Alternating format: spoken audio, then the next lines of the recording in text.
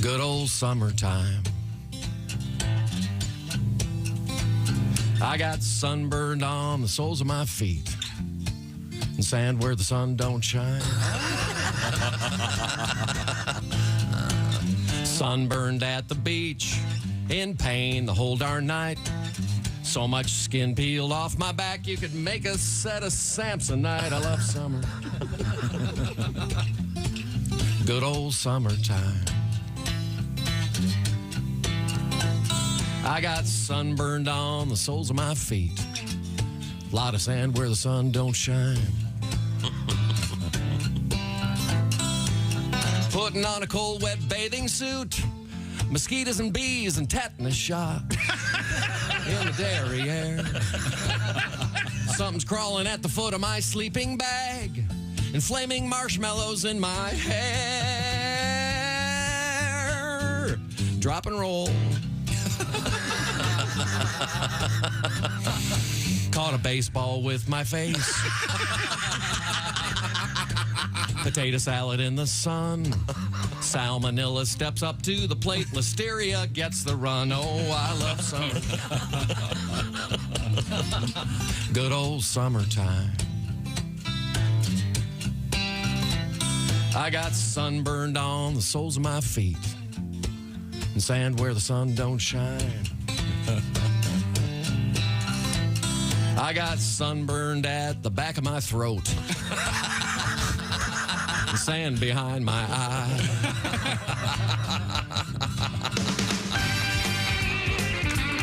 Well, here we go. Goodbye, summer.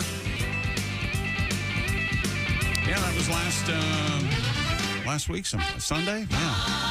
First day of fall. Still time to catch a baseball in your face. Sure is. We had a major league pitcher almost catch one in his face last night. We'll talk about it. He's okay, though.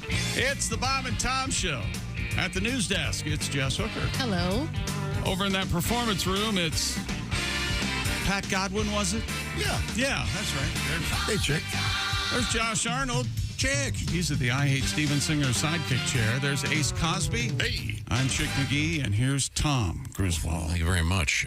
That was a little bit of Haywood Banks in honor of the end of summer. But I want to jump in here. Can I jump in here and say something? Can you get some tape on those headphones? Yes, dear. We need to have Jeff Oskay come into the studio if we could real quick. Comedian Jeff Oskay, by the way. Jeff Oskay is going to be on the road this weekend. Jeff will be with Pat Godwin. This is very exciting. It is. You guys are going to be on the road. It's going to be a great show at the Olympic Theater in Cedar Rapids with Pat Godwin and Jeff Oskay. That's Saturday only, right, Pat? Yeah. Okay. show. Mr. Oskay is currently doing some stuff in the back. What do you need Jeff in here for? Jeff came in, and he's fresh out of the shower. Mm-hmm. And what did you say to him, Tom? His hair's wet. No, Should Jeff tell us what he said? Well, that's what I'm trying to. Here, Eddie's he's going to man the cameras. Jeffrey, Here he comes. Jeff was in and out of the room here, doing some of his duties, whatever they are. And Okay. Hey, Jeff, how are you, man? Oh, I'm great. I said, what's the new? He doesn't look like this normally. I said, he's using dippity-doo in your hair. Dippity-doo is what Tom said. Dippity-doo. What's Do you guys do? You What guys is that? I know don't- what dippity-doo is? No, it's some sort of Before there was mousse, there was pomade. Yeah, like wax. Jelly substance. What was the stuff that Michael Jackson put in his hair that made it look all wet all the time? I don't even want to speculate. Wasn't it napalm? Or It sure went up like it, didn't it? Formula, yeah. Was Dippity Doo the green stuff? Yep. yeah, I think so. Yeah, Was it green? Yeah. but you got a big full head of curly hair. It just looked. You don't usually look that greasy.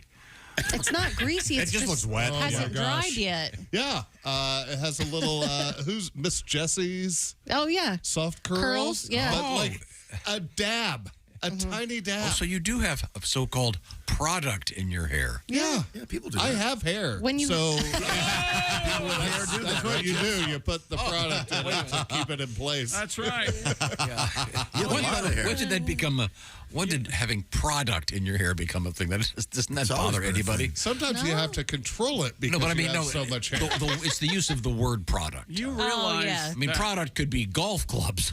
Hey, I see you've got a two iron in your hair. You realize we talk about hair far more than we should because of you, and you're fascinated by it, but you refuse to acknowledge it. I acknowledge that I don't have hair on the top of my head. So you're obsessed with it in others. I'm not obsessed with it. I just think it's interesting. I've been seeing Jeffrey every morning for years in here. I've never noticed his hair all goopy before. Oh, see, I disagree.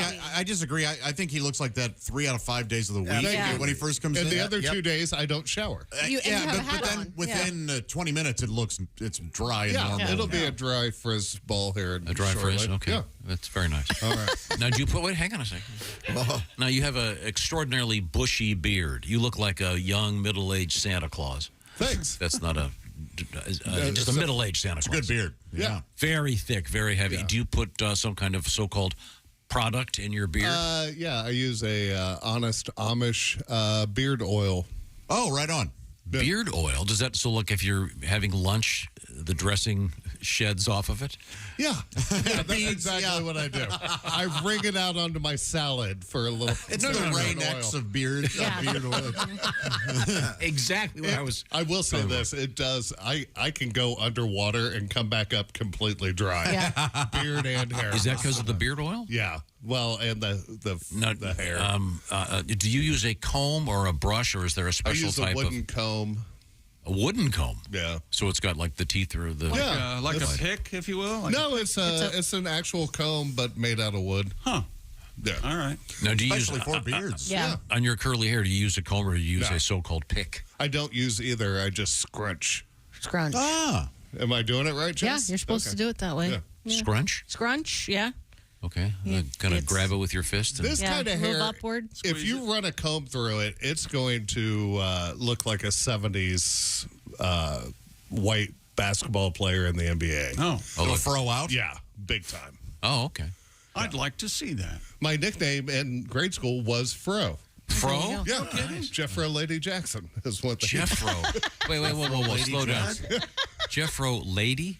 I was quite effeminate growing up, so they called me Jeffro Lady Jackson. Oh, that would explain why you're keeping the beard. Yes, I'm trying to. Because you're you're certainly not effeminate now at all. He does have very soft features without the beard. They're almost feminine. No kidding. They're very attractive. Yeah. I mean, you got a real lumberjack look. Yeah, or just I stopped trying 12 years ago. Look, but you have a nice lady friend. Yeah, she's happy with That's it. right. She teaches school just outside of the. Now, let me ask you this: without getting too personal in the realm of intimate body parts. You know what this question? No, I'm completely You know where this is shaven down going, there. right? Is that true? No, Oh, okay. but that's what he wants. Yeah. I know.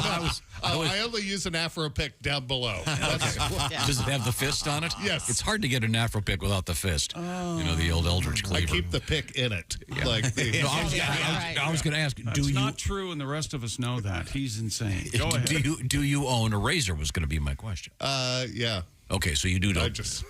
I haven't seen it for a while. Okay. I'm just curious. Yeah. Yeah. I mean, if you do any trimming, you.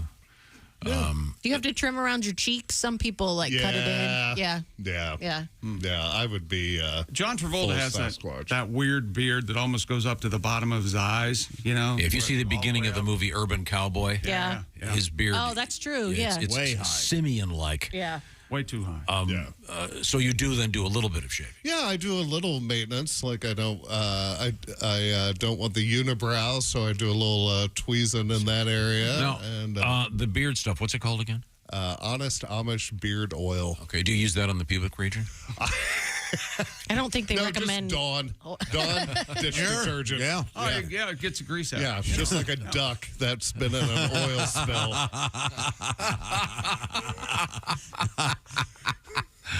Yeah, your hair looks nice. Oh, thanks, Tom. Just It looks greasy and looks like you put dippity-doo on it. Yeah. He said what it was looks the horrible. Ace? What was the stuff that Michael Jackson put in his hair? What was that called? It was very Afro popular. sheen, wasn't No, there was Grecian formula. Jerry curl. That's it. Yeah. Jerry curl. Oh, there Yeah. you go. Now, I remember those commercials. It's that wet look that was around for a while. Does Afro Sheen cause it to look that way and that appearance is a Jerry curl, or is there a product called Jerry I curl? think there's a product I think called there's a Jerry. product. Yeah. I'm honestly not sure. Do they talk about it in Coming to America? They do. They have a parody of it. Yeah, a guy Soul overdoes Glow. it in that. Yeah, that's what it is. Soul Glow. Yeah. All right. There you go. Yeah. We have a thing we probably shouldn't play about similar problems in hair design. Let's not even talk Okay, about good. it. That's what we'll do. Once again, Jeffrey is a great stand-up, and he's going to be standing up along with Pat Godwin. Oh, yeah. Saturday night, Olympic Theater, Cedar Rapids, Iowa. That's going to be a great show. Wow. While I'm at it, Willie G. Friday is going to be at Don't Tell Cincinnati, which is technically in Kentucky. And Saturday he'll be at the Story Inn in Nashville, Indiana. Greg Warren is at Zany's. Greg Warren, October 5th, is at the Blue Room Comedy Club in Springfield while we're going through that. And lastly, Kostaki Economopoulos, I want to say coming up on the 29th at the Talent Club in Talent, Oregon. Now, what do you got over there for sports? You can give me a quick teaser? Well, we've got, there was an incident at the ballpark last night involving a fan and a Major League pitcher. We've got the WNBA playoffs starting. We're to the semifinals. And a Major League Baseball star from mine and Tom's childhood, Brooks Robinson, has passed away. Oh, is that right? One of the best defensive third base, if not the best, in the history of Major League Baseball. Yeah, he was 86 and passes away. That reminds me, in the world of baseball, tomorrow, I want to say, we're going to have a special guest, former Major League Baseball pitcher. Oh, yeah. Drew Storen. We had Drew on not too long ago. It's not going to be a surprise? You're not holding it as a surprise for us? Why isn't it a surprise? I'm sorry. What was your name again? Dick Talker? Dick Talker in the sports desk. You know, Jeff is one of your friends. I know, and the first thing out of your mouth to him is, what's wrong with your hair? You put dippy dee do on that? What is going on? That's what friends do. Really? You know, say, hey, wow, you sure look nice, Josh. What is this? No, you sure don't. I don't when Godwin is here in the morning and he walks in at 4 a.m. and I go, wow, Pat, that sure is a nice shirt. Yeah, you've never said that. No, you do say that, and 'cause they're your shirts. Everybody goes, stop picking on me, and even when you're serious, we don't believe it. Okay, sorry. I was going to say Drew is going to come in. He bought the rights to the cornfield from the movie. What's it called again? Field of Dreams. I lost my train of thought. Field of Dreams, and made a bourbon out of it, and it's sold out. But they got a new batch coming, so he's going to come in and talk about that. But right now, I hope you were enjoying that first break with your Raycon earbuds. Raycon earbuds, ladies and gentlemen. Dear chick, I had a 3-hour flight to Vegas. Yes, Ace. I went on Sunday to catch my beloved Raiders with my son. I was listening to my Raycons the whole time. Forgot my charger, and they lasted for the entire 3-hour flight home on Monday. Thanks for the lifetime of laughter and turning me onto this fine product.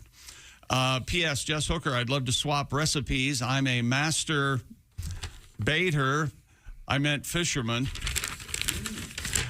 LOL. Yep. And chef extraordinaire. So thank you, Ferg. Okay. That is simply Ferg, a fellow Raiders fan. And Raycon's everyday earbuds, they're different.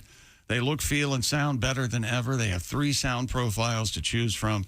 And also those gel tips that Raycon had fit every ear ever made. The perfect in-ear fit. And as Ferg said, you get 8 hours of playtime, 32 hours of battery life, and they start about half the price of other premium audio brands.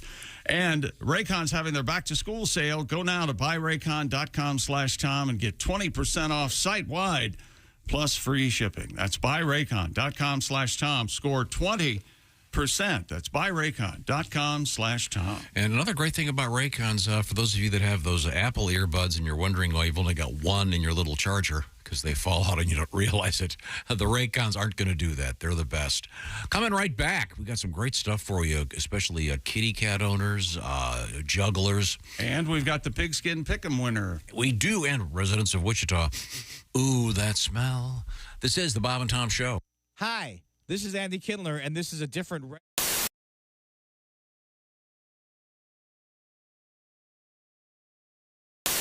That's why you're single. That's all.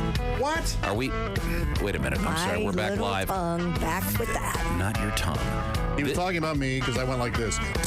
No. I'll tell you what it was. You see, you're not even aware of what you just did. Welcome back to the Bob and Tom Show. We're live in the Napa Auto Parts Studios. Coming up, our interview with Donald Fagen You're from so Steely Dan. stupid.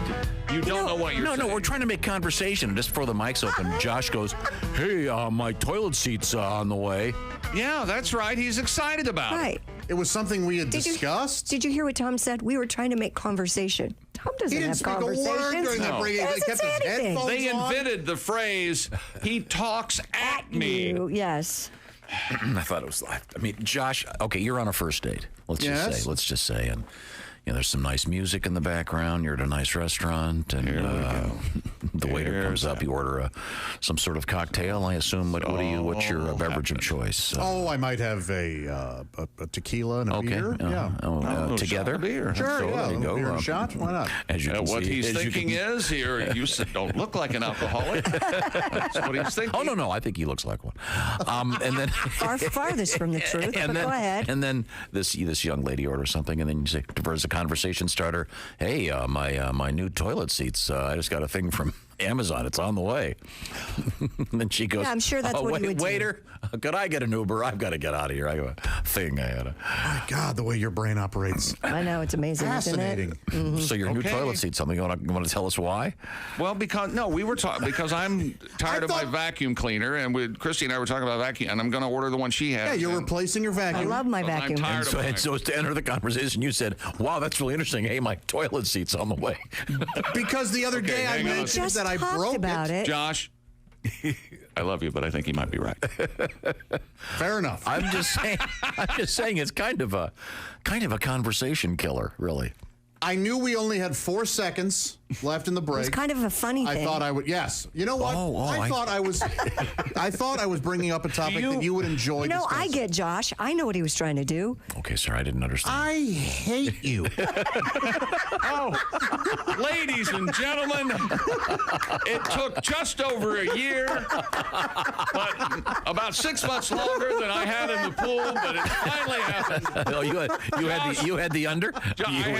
I would have taken the under too. Josh now openly hates Tom. I had the under myself. Congratulations. But that was then they said I couldn't play because I couldn't violate. Hey, it's Josh, and of course, Hi, Chick McGee, everybody. Your chance to win a Mini Max Big Green Egg for Bob and Tom at Big Green Egg.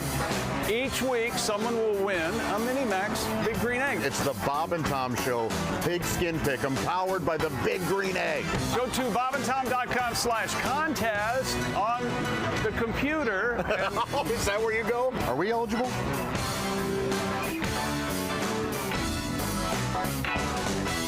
Did you get a lot? I mean this in kind of an odd way.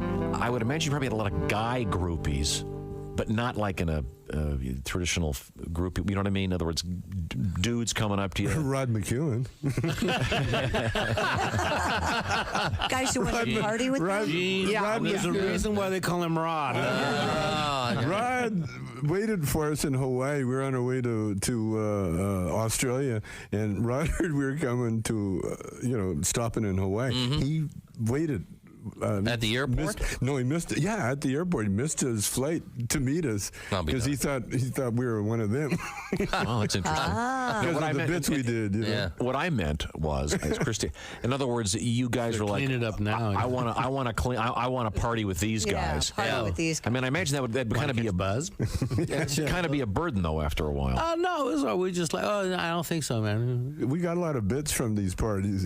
We went to one party very early in our career. I think it was in Rochester. Yeah. And this one guy brought he was a blues collector, and he brought his famous, never heard before, Lightning Hopkins disc. And he had it on the turntable. And very carefully put the needle on there. And he sat down with his eyes closed, and some party guy ripped it out. Threw it off, put another record on. That was cool. That one. Remember that one? That's where we got Earache My Eye from.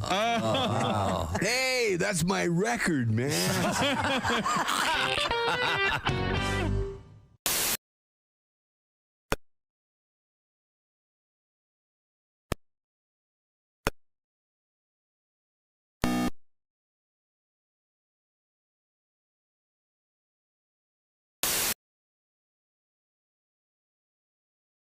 without the hassle. Simply choose your meals and enjoy fresh, flavor-packed meals delivered to your door, ready in just 2 minutes. No prep, no mess. Head to factormeals.com/BobandTom50 and use the code BobandTom50 to get 50% off.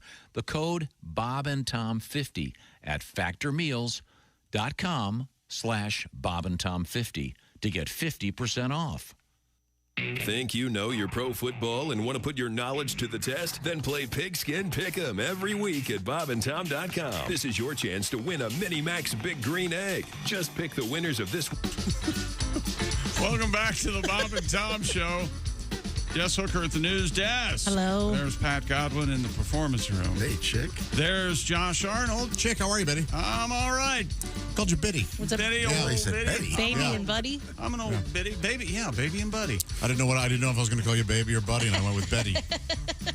That's a good problem. I like you, Betty.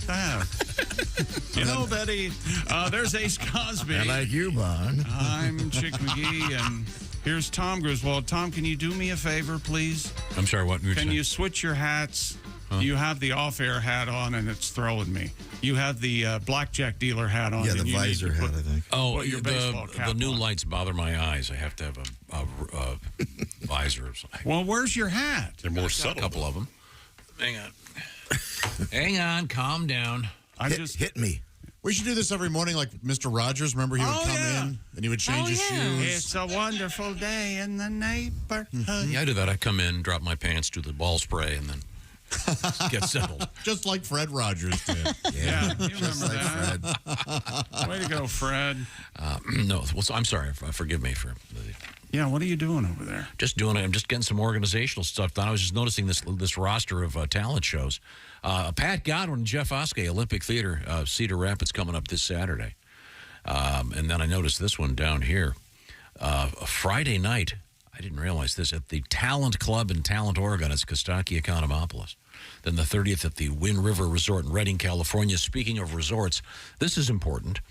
We're going to be in Wisconsin coming up. Jess, you know the details on this at all? Yeah, we're going to be in Bowler, Wisconsin on November 17th. That morning, we're going to do a live broadcast, and then that evening, we'll have 2 comedy shows. All right. A radio show. First one's sold out. First show's November 17th, big day. Big day. Luckily, there's not too much snow expected. So no, actually, I did. I asked Marie at North Star, and she said, no, we don't expect a lot of snow until December. No kidding. So we should be safe. It's the North Star Casino. Go to North Star Casino Resort /entertainment if you'd like to check into getting some tickets. Should be fun. You know, Marie was Vince Lombardi's wife's name. Marie Lombardi? Marie Lombardi. There's lots of Maries. Yeah. Really, no kidding. Didn't you used to date a Marie, Tom? Never. Sweet Marie? Never. Sweet Marie. Dated a number of women, not a Marie. Thank you. A number of women. My daughter's middle name is Marie. Oh. Yeah. Marie's a very popular middle name. Yeah. Marie. Now, I don't think we have any Maries in sports. No. So that segue's not going to work. Okay. But I do have one. We were talking about one of the big stories out of the NFL was actually the Super Bowl halftime. And the main entertainer is going to be Mr. Usher. Usher, yeah. And I am not familiar with his work. I've done a little bit of research. Apparently quite popular. Just not in my particular sphere of... wasn't there a Usher? There's a song like that? Yeah. And wasn't he... That's his first name. Did he win a contest or something? No. I thought he won like one of the talent shows. He may have been like a like a Mickey Mouse kid or something, like on a kid show at some point. Yeah. Well, in any event, Usher is his real name, but it's his first name. Got this nice letter about Mr. Usher. This comes to us from Sean. I am a fuel hauler in eastern North Carolina. Oh, he's a nightmare for you, Tom. You stay away from those trucks. Carry gas. I admire his dangerous work. Thank you for doing such a good job, Wages Sean. of fear, baby. That's right. With all your talk about Usher, it reminded me, my aunt, when Usher was at his peak, was the manager of a local movie theater in the Atlanta area. One night, Usher came to the theater with his entourage. There was a huge line to get in at the time. Nice. Usher walked up and said, "I'm Usher, and these are my people." My aunt said, "I'm Allison, and I'm the manager. I don't care who you are. Get in the end of the line away with everybody else." Yeah, that's awesome. All right, you tell him, Allison. So Poor Usher. apparently Usher's a prick. Doesn't surprise me. Well, I don't know if that's the case. Isolated incident. How do they put a spin on the halftime show these days at the Super Bowl? Because it's really not who they choose; it's who they end up on. You know, they can't win. It's a no-win. Yeah, because they obviously wanted Taylor Swift, and that's not going to happen. So, well, that's Taylor Swift's a bigger draw than the Super Bowl right now. Watch your mouth. First of all, it's close. Although the Super Bowl is not for fans. Are Willie and I still going to the Super Bowl? That's you guys exciting. want to? We're going to get that organized. Okay. There was a meeting about that yesterday. All right. Probably fill you in. Okay. Well, it doesn't matter what you guys meet about. I'll decide. I heard the ticket started You guys have your little meetings. I'll take care of it on my own. I'm sorry, Ace, what'd you say? The cheap seats are $8,000. We'll see. And plus, I told you, there are no fans there. There are no, people who know who the two teams are. It's all corporate, and people like Usher are there in the crowd. Yeah, well, no, especially in Vegas, man. Wait a minute, they're going to be showgirls and half-naked women, Josh, up in the stands. With those tall, feathery hats? And I'll be seated right behind one of them. Oh. Excuse me, ma'am. I'm surprised they're not doing at least having one schmaltzy Vegas person as part of the halftime show.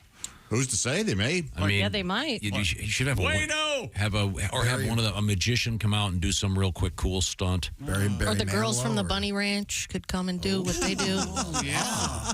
That'd be difficult. Have sex with somebody at the 50? Oh, that's a halftime show. And didn't Barry Manilow just set some kind of world record, actually? Yeah, he had sex more times than anybody, I think.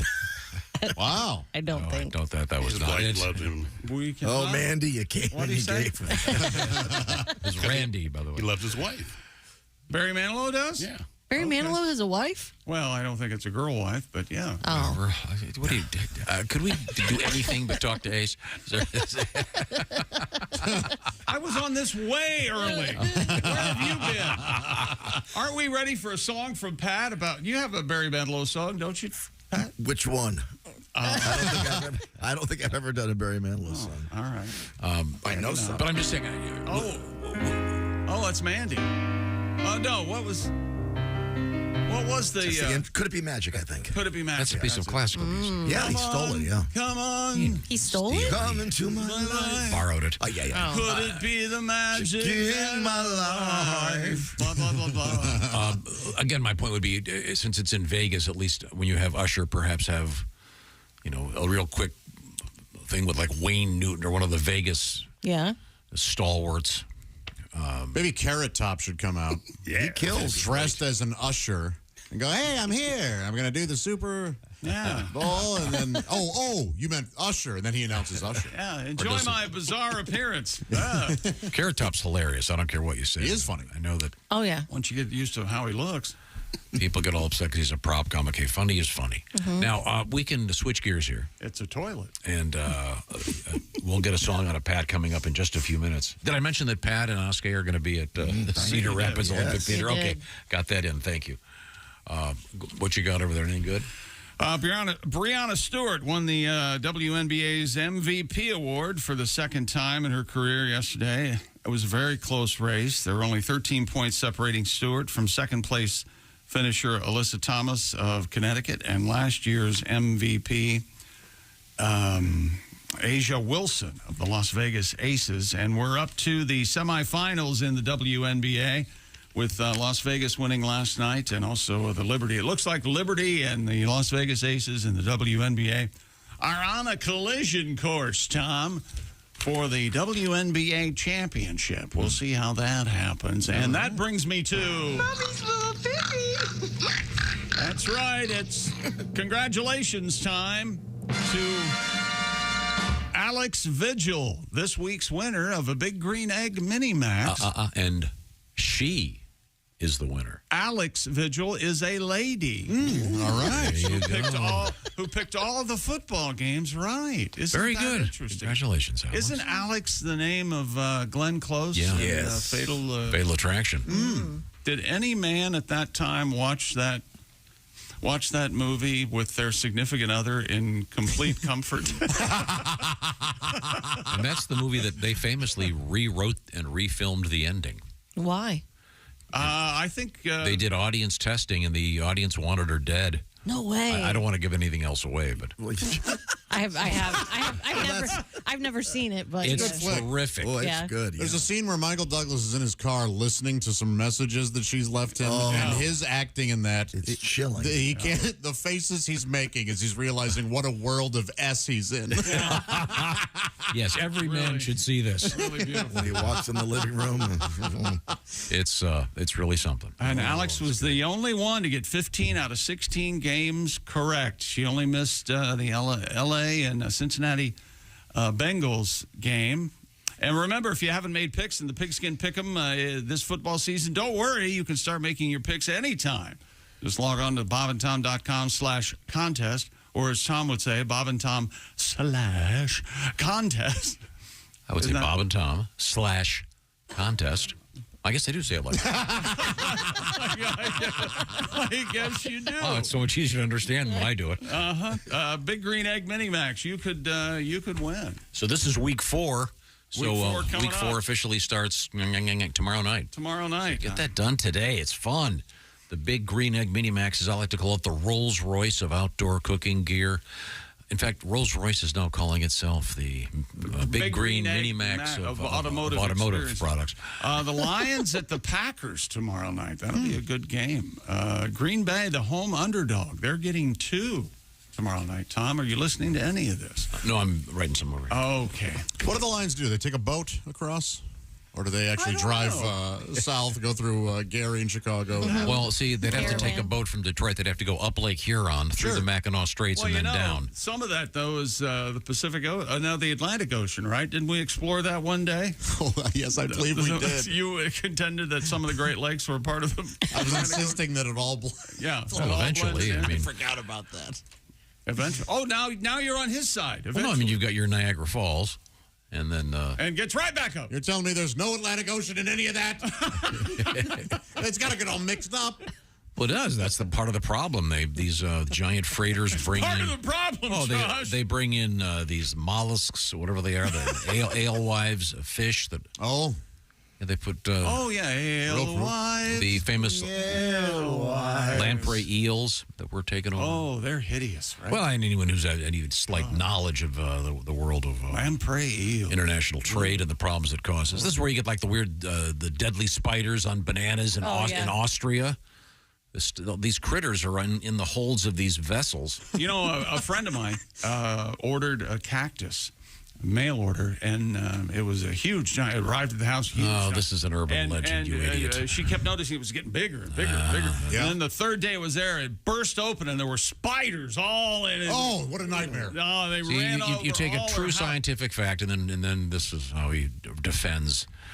That's an urban legend. That sounds as real as eels all of a sudden. Yes, and the maid at the hotel took pictures with the toothbrush up her ass. I know, same story. No, it wasn't in her ass. It was in her nani. Yes. That's a nice variation. What are you on? The butt is the urban legend. Apparently, the road to Pink Slip, Phil. Let me tell you something. Yeah. I've never worked so hard in my life. Coming up in the news. You say so. Check it, I don't agree on much, but one of the things we do agree on is I don't care how many Carolina Reapers you can eat. The entire, whatever you call it, sport of eating ultra-hot food is as dumb as anything gets. This has really caught the amount. There are, I don't know how many shows online that you can watch people eat. And I think the number one show is Hot Ones. And they invite people, you know. He gets big-name celebrities. It is fun to watch. He seems like a likable that guy. show, but the thing is, that show's actually good. Yeah, that's true. It seems okay. What I'm talking about is the who can eat the most. Remember, was it 2 weeks ago a kid died eating one of these chips? Yeah. So I don't know. But what are they called? The death chip? Is that what they're called? It comes. Ace had one. It comes in like challenge. It comes in a casket, like cardboard casket, and I don't know. And in any event, even though we don't get it, like many other things in life, we are still going to present a Guinness World Record from some jackass. What's his name, actually? Jackass? His name's Mike Jack. But we'll add the ass. He's got a new world record for eating hot stuff. We'll get to that coming up. Also, we have another world record. But you have a very cool thing with the great guitarist Brian May, who we've interviewed, actually, a couple times. And he is a distinguished doctoral he's an astrophysicist, and he's in the news for something not related to his guitar this time that's really cool. Didn't he? Isn't his guitar made out of his back door or something? No, it was made of his. I think it's his dad's coffee table, right? No, I'm pretty sure it's named mantle. out of his Mantle. Thank you. He took a back door and made it. I had her back door. You know what I'm talking about when I say back door. You know what I'm trying to say. Fat bottom girls make the rock and roll go That's round. right. That's where that's where he got that idea. It's mantle. Thank you. We were close. The old back door. Okay. Is there anything I could do to get you to do a quick sports story? Nope. Okay, more that's sports fine. coming up. Include death of Major League Baseball, one of the all-time greats, but not of a current player. Let's make that. One of the all-time. Yeah, there are no all-time greats playing now. Believe me, if you watched a game recently, some of the greatest players of all time are playing. And I'm going to give you a hint: a Guinness World Record and grapes. Oh, all right. Yeah, Oh. so let your mind run wild. Tijuana comes to mind. Oh, yeah, shooting them across the room. Fort Wayne comes to mind. Oh, grapes and Miller Lite. That's right. Right now, what comes to mind is Josh's house. And Josh has been a homeowner now for how many years? About 4. 4 years. Big old homeowner. You got your nice house, and you're tweaking it this way and that way, and you're finding that if you do a project yourself, you can become a DIYer, but you have a tendency when you do that to not do a GOODJOB. That's why you want to get the professionals. And how do you do that, Josh? I go to Angie because Angie's made it easier than ever to connect with skilled professionals to get all your home projects done well. That's the key, as Tom was talking about there. I want my projects done correctly and to look good. When I do them, not always the case. Did you spell GOOTJOB? Good job? Is that what he's doing? Or Do he's a not good doing job. A good job. See, this is the point is you want to get the job well done by someone who knows what they're doing. Yeah. If you own a home, you know how much work it can take, whether it's everyday maintenance and repairs or making those dream projects a reality, like the stacked stone I want put around my fireplace. Well, it can be hard to know just where to start. Except Angie's out there to lead the way. You're going to find a skilled local pro who will deliver the quality and expertise you require. Angie has over 20 years of home service experience. They've combined it with new tools like that wonderful app to simplify the whole process. Go ahead, visit their website or use that app. Answer a few questions. Angie can handle the rest from start to finish. Angie can also help you compare quotes from multiple pros so you know you're going to get the best price out there, and you'll connect with them instantly. You know, you can take care of just about any home project in only a few taps with Angie, because when it comes to getting the most out of your home, you can do this when you Angie that. Download the free Angie mobile app today or visit Angie.com. And remember, that's spelled ANGI.com. Thank you very much. Coming up, we have some interesting stuff about, of all things, Ford's Theater. Oh. The Ford's Theater. Oh. Back in the day, coming up. This is the Bob and Tom Show. Reach us toll free.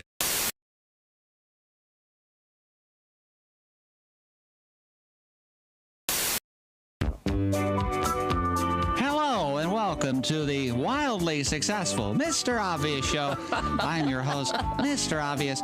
Let's take a call. Hello, Mr. Obvious Show. Hello, is this Mr. Obvious? Speaking. Hi, Mr. Obvious. Long-time listener, first-time caller. I just want to say, first of all, I really love your show. Really enjoy listening to it. I think you do a great job. Well, kind words indeed. And thank you, caller, for calling the Mr. Obvious Show. No, Mr. Obvious? Yes? Here's my problem. Oh, okay. Well, the thing is, I think I got some kind of animal trapped in my house. Oh, yeah, like a pest problem or something? Yeah, well, it's even bigger than that. I think it's some kind of critter that's trapped down underneath my sink somewhere. Oh, my. Now, do you live in a rural section of town? Yeah, as a matter of fact, I do. I live on the outskirts of town here, and well, here's the thing. I think it's caught underneath my sink, and I've opened the doors and my cabinets there and looked underneath, and I can't find it anywhere. But I can hear him down there making noise. Oh, you say you got a critter and you can hear him. Now, what kind of sound does he make, caller? Well, it's kind of a growling, kind of, well, I'll try to imitate it for you. It's kind of like... Kind of like that. This is under your sink in your kitchen? Yeah, I mean, it sounds like you might be caught down there in the pipes. Now, this is not uncommon for your rurally located homes to have a raccoon or a possum under the house. Now, but you say he might be stuck in the pipes? Yeah, that's what it seems like because, in fact, I think that's how he's living there. He seems to eat stuff that my wife throws away down the sink after dinner. She'll wash the leftovers down the sink after we get done eating. I think that's what he's eating because I can hear him down there growling and chewing. Huh. What was the sound again, caller? Well, it's she'll put the stuff down there in the sink and run the water, and then you can hear him. It's kind of going, kind of like that. Huh. Now, is there anything else that corresponds with the growling that your wife does there in the kitchen? Huh. Well, it does seem like it usually happens whenever she tries to turn a light on. There's a light switch there. She'll try to turn it on. Thing is, the light don't come on. I think the light bulb must be burnt out or something, but I can't even find a place to change the light bulb on it. Anyway, she'll try to turn that light switch on, and you can hear him down there just seems to make him mad as anything. This is in the kitchen under the sink, right? Yeah. Yep. And, I figure he's caught in the pipes. Right. So I figured try to get him out of there. Well, I reached down there with my hands when I heard him growling. And I mean, that thing about ripped my fingers off. Bit into me. Boy, it hurt. Well, I think I know what your problem is, caller. It's a garbage disposal. So, is that something like a raccoon? No, caller, it's No, it's something littler like a mouse. No, caller, it's a machine that's hooked to your drain pipe there under your sink that chews up food that makes it rinse right down the pipe there. It's an actual machine. It's not an animal at all. Huh. Yeah, that's what it is. I never made the connection. She does use it to get rid of the garbage. There you go. Sounds like a critter. Just, I know, yeah, it's not a critter. Thanks for calling, though, caller. Mr. Obvious? Yes. You're a lifesaver. Thank you. That'll do it for this week's show. Thank you, and good luck from everyone here on the Mr. Obvious Show. Oh, boy.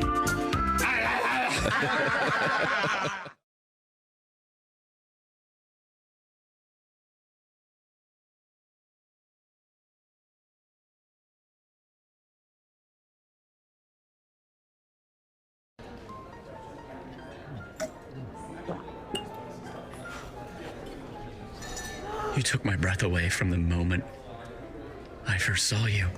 Will you marry me, Dolly? She said yes! She said yes! It's not a real person. It's not a real diamond. Real, natural, earthborn diamond. For your real love, from a real jeweler you can trust. Steven Singer Jewelers.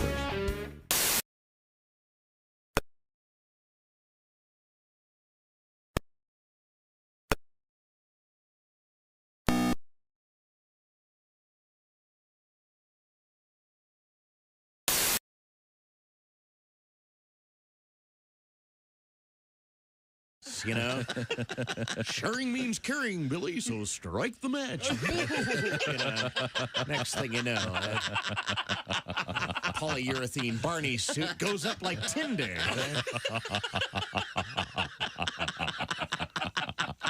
I point this out because I care.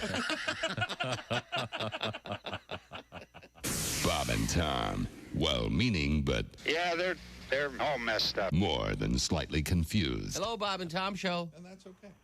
Hey, this is Rick from Edwardsburg. How you guys doing? Hey, Great, Rick. How are you? Oh, I couldn't be any better.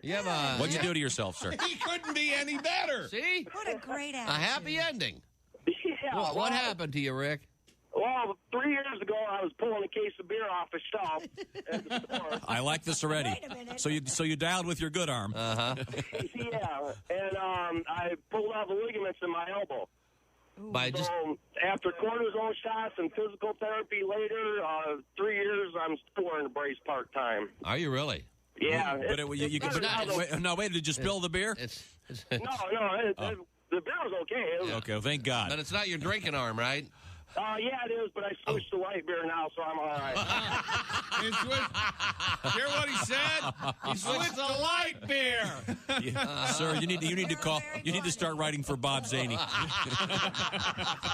That is a fine joke, sir. Thanks, Ray. Kostaki Economopoulos is our guest. A Maryland burglar broke into a house, robbed a couple at gunpoint, and then forced them to play their piano so he could sing along. He was arrested for armed robbery, wanton endangerment, and aggravated karaoke. Jennifer Love Hewitt says she actually enjoys looking at her breasts on the internet. Well, then I should call her. Apparently, we have a lot in common. Yeah. Apparently. The National Museum of the Native American Indian is open in Washington, D.C. Unfortunately, they now have to move it to Oklahoma to make room for the Christopher Columbus Museum. Good morning, sunshine. Bob and Tom. Week here on Q95. Welcome back to the Bob and Tom Show. I'm not thinking. I'm doing this. There's Jess Hooker at the news desk. Hello. There's Pat Godwin. Not Hey, chick. live. Get ready for a song. I'm ready. There's Josh Arnold. Apologies, I have a date in my mouth. Oh, what's her name?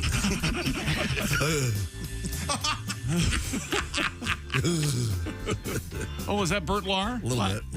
A little Bert Lahr. There's Ace Cosby. I'm Chick McGee, and here's Tom. Do your Bert Lahr one more time. Talk me out of it. I just realized that your Bert Lahr sounds kind of like the Weimaraner. Did you guys know in The Wizard of Oz that the Cowardly Lion, the Scarecrow, and the Tin Man are all the guys from the farm? I'm with you. I'm with you, Chick. I didn't know that. Yeah. By the way, you're joking. Knew it right? when I was 4. Yeah. You're joking. Okay. And Are you? Wait, hang on a second. the Ace, witch is the teacher. And You didn't know that when you first saw it? I didn't know until I was an adult. First 20 times. I Yeah. saw it. The wizard is the fortune teller. Yeah, with the wagon. Yeah. It's wild. Next time I see it, I'll pay attention. You think they charge double for doing 2 roles? I think that's the rule. Bet they That's one of the did. things they were striking about. That they're currently striking about. They changed that rule. Yeah. Well, they got that all handled, right? They don't have to worry about it anymore. I'm an actor. I can do 2 things. It's very nice. And then part of the movie was in color. Some of it was in black and white. It was and really something. you drop Pink Floyd and blah, blah, blah. Pat Godwin has a song for us. Not Tom. yet, he doesn't. He promised. I want to tell Pat that, I don't know if you know this, Pat, there's something that's been added. Yes. Are you aware of this for your big show coming up this Saturday night at the Olympic Theater in Cedar Rapids? As you know, you're going to be working with Jeff Oskay. Oh, yeah. And apparently Jeffro Lady Jackson will be opening. Making an appearance. All right. Is that his Jeff's new nickname. character? Yeah. That was his nickname, he said. When That he was Oskay's nickname in high school. Kids are mean. Jeffro Lady Jackson. You know, even though they were clearly teasing him with that nickname, Yeah. it's not a bad nickname. It's good. It's pretty cool. It's actually good. You can't get Yeah. that. I wonder. I don't think he got that upset about it because it did sound pretty good. Yeah, I didn't have as clever of a nickname. Didn't you have somebody in high school with you that was allergic to? He said he wore sweatpants to school every day, and we asked him why, and he said he was allergic to denim, so we called him Gene. That's funny. Hey, Gene. Here comes Gene. I'd like to wear sweatpants. Is that you? Can you wear sweatpants every day to school? I bet you yeah, can you wear can. Yeah, probably. joggers. My probably. son tries to. Oh yeah, yeah. You don't let him? 3 days a week I'll let him. You'll put on slacks like a real gentleman. You know, kids. The phrase "kids just don't understand." We couldn't wear shorts when I was No went kidding. to school. Really? You couldn't wear shorts? Couldn't wear shorts. I'm we not had to even wear part of pants. this discussion. I had to wear a coat and tie. So, Oh, Well, yeah. no, as you can of course, imagine. I have a little uniform too. the privilege university. Well, I mean, as we all know, I don't wear sweatpants because they spell failure. That's what I told my son. I've You toyed relax with on your the, way to the unemployment I've office. toyed with the idea of wearing nothing but sweatpants from here on out, everywhere I go. Son, you can't wear those. I can see Pat at home. Son, you can't wear those sweatpants. They spell failure. I mean, and then it cuts to Pat with his feet up on the coffee tables. He's strumming a guitar, watching Days of Our Lives. No, I pointed to my ex-wife's boyfriend and go, no offense. Pat? I actually did that, and he laughed. Oh, that was worth it. You'll pay for it, but that was worth it. No. He'd laugh. No, Pat, I know you've got some songs coming up that are appropriate for some of the news stories. Absolutely. You know, yeah, we got Pat some- is to be admired from a guy's standpoint. He's the only guy that I personally know that was in an altercation rolling around on the front lawn. Cops called. And the cops were called. That is badass. With his... Yeah, the guy she's with right now. Yeah. Yeah. You got that sorted out, though, did you? You have to. How long ago was that? It's probably 6 years. Oh, really? Yeah, they've been together 6 or 7 years. I'd like to see you in a fight. Oh, it was a fight. I would like to see it. How did it start? What's up? What's up? Nasty email while I was on a cruise ship. Oh, he knew you were on the cruise ship. Yeah. That's boy, did that story, boil huh? over. Oh, boy. Then That'll text, chestnut. yeah, why don't you show up at my address? And I did. Yes. And this is why Whoa. the same Pat was in a jail once because even though you weren't driving the car, I was a passenger. You pissed off the cop I enough. fought with the cops, and they won. Has anyone ever, and by the way, the cops deserved to win. I know. I was a has little anyone mouthy. ever talked to you about something called impulse control? Have they ever? Everyone talks to me about that. Yeah, Not just I some. would imagine. His accountant. Yeah. Oh. Have you guys ever been in a fight? Like throw a punch fight? When I was in 5th grade, I was in a fight with my best friend, David. Oh, yeah. And that's how we became best friends, actually. Oh. It was that's kind of cool. Like an after-school special. Yeah. And I am pretty much the same size I am right now from like 3rd grade on.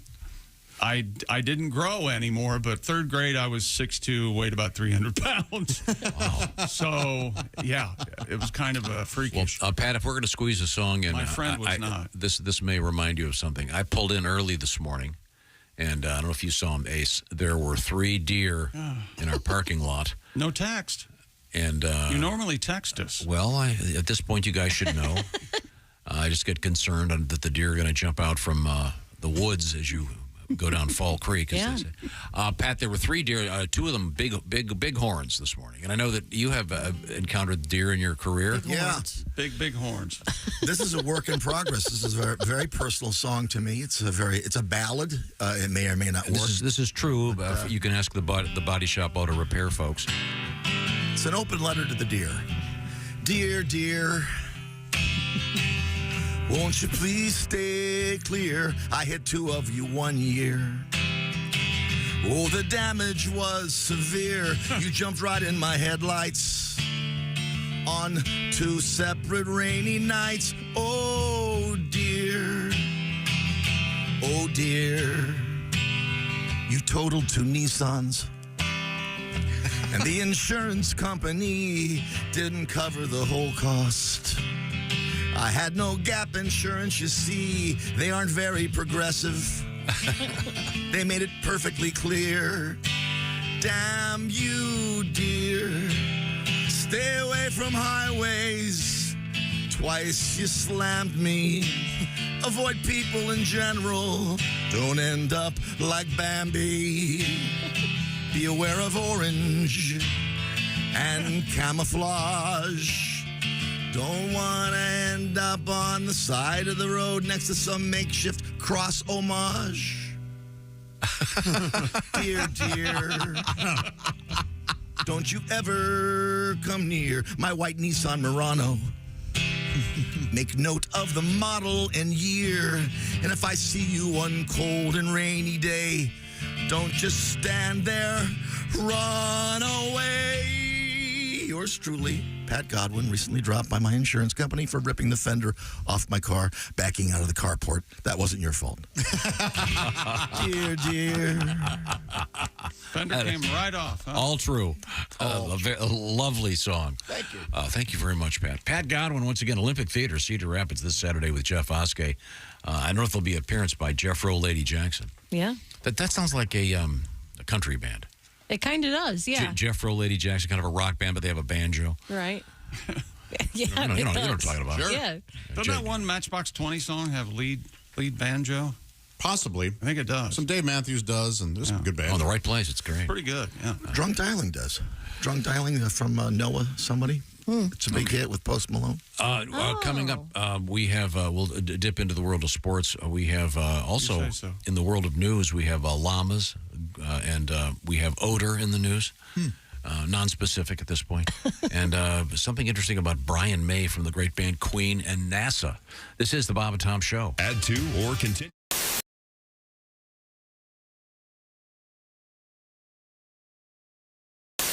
This song's called My Wiener. All right. It goes like this. 1, 2, 3, 4.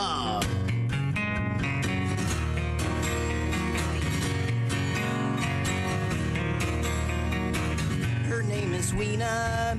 Hey, have you seen her? Everyone says she's amazing. She gets so jealous. She sticks her head up when I'm checking out the ladies. She needs so much attention. She's always hanging around. My wiener is lonely tonight.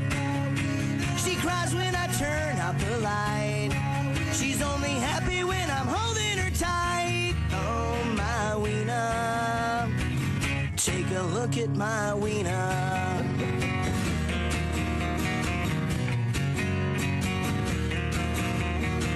My little wiener, queen of the scene, and all the girls wanna be around her. Her skin is so soft, I can't keep my hands off ever since the day I found her. She'll make your heart beat faster with the wink of an eye. My wiener is lonely tonight. She cries when I turn out the light. She's only happy when I'm holding her tight. Oh, my wiener. Have you seen my wiener? Get a load of mine. Sometimes she can't sleep at night, and I wake up and she's just looking at me, and she snuggles up tight when it's cold outside. She likes to show off when we're walking the beach, and she's always up for going extra innings. She's a sucker for a happy ending. We may not always agree, she's always here with me. See, it's about a puppy. Mm-hmm. My wiener is lonely tonight. She cries when I turn out the light. She's only happy when I'm holding her tight. Oh, my wiener. My wiener is lonely tonight. She cries when I turn out the light. She's only happy when I'm holding her tight. Oh, my wiener. My wonderful wiener. Yeah. Good dog. All right. Good dog. Bowling for Soup from the new project. Hi, everybody. Chick McGee here from the Bob and Tom Show. I want to tell you about the NFL season coming up. We got together with the folks at Big Green Egg, and each and every week, you're going to have a chance to win a Mini Max Big Green Egg during the Pigskin Pick'em program on the Bob and Tom Show. Girl, the food was great. The company, even better. Why sit here all night long, going on about the weather? I know it's our first date, and good girls gotta wait. But I just turned 83, and you said you're 78.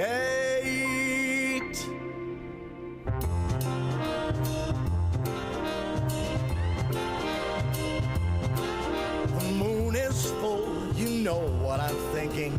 Let's make love, we're old and we're shrinking. The hour's late, let's just do it on our first date.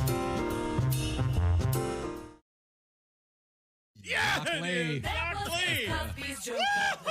Thank you. Now, Bob and Tom in the morning and highlights all day long. The Bob and Tom Show, weekday mornings at 6 a.m. Eastern on Bob and Tom 24/7. Bob and Tom. For your information, these are two of the worst kids I have ever encountered in my life, and I worked the state fair. We were stupid before stupid was cool. well, let's get a serious tip from you. When you get pulled over for a traffic thing, what's your suggestion? What do you do? Just be polite. Yep. Yeah, I can. If you say yes or no, sir, more than likely you're going to get off unless you just run into a jerk. And You're not supposed to get out of the car, right? No. You know the best thing to do, and what I always do at night, if they pull me over, I always flip on my dome light and put my hands on the. And they always say, "Oh, you've been arrested before." And I go, "No, I'm an ex-cop." And then all of a sudden, everything just smooths. Now, how do you prove you're an ex-cop? Do you have some kind of special signal? I just say, I make more money now. And they know that you're. They know I'm nice. Okay, good. I'm so doing that, telling them I'm next cop. You don't ever say you know a cop either. Oh, really? Because then the automatic response is, yeah, I know him. I hate him. Oh. They must know the same cop we know. Wow. That's all, sad. That's the automatic response. Oh, really? That's the worst thing you can say. But, I got a friend that's a police officer. So I have a free pass. Yeah. Right? You can't pull me over. I'm assuming I can go on with my life. Hey, I give it the police fund. Does that help if I have the bumper sticker in the car? No. That's the first thing they look for. Yeah. Sorry. Every drug dealer in the world has one of those. Boy, you're a chump. You just paid for our last keg party.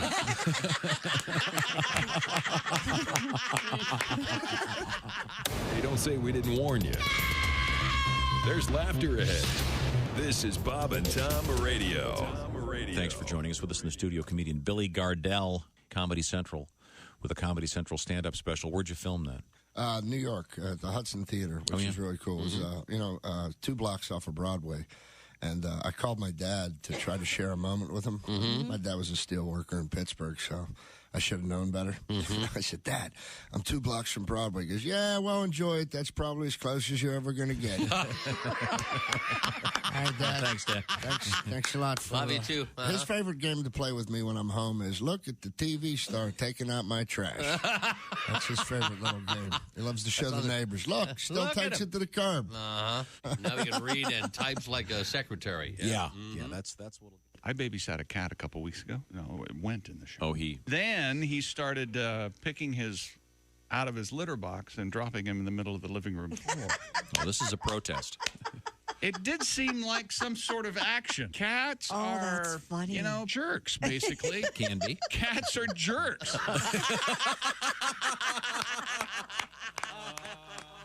Hello, this is comedian John Evans, the High Plains Thrifter, and .com.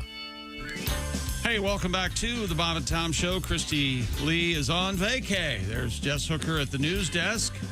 Hi. Oh, sorry. There's Pat Godwin in the performance room. Hey, Chick. There's Josh Arnold. Hello. He's at the I Hate Steven Singer sidekick chair. There's Ace Cosby. Hey. I'm Chick McGee, and here's Tom Griswold. Thank you very much, Chick McGee. Got all organized over here. I think we're all running on a delay. Yeah, you are. You're a little delayed over there today. No, I think we all are. Just got kind of looking around real quick. I was just moving my new tool. Oh, yeah. Oh, yeah.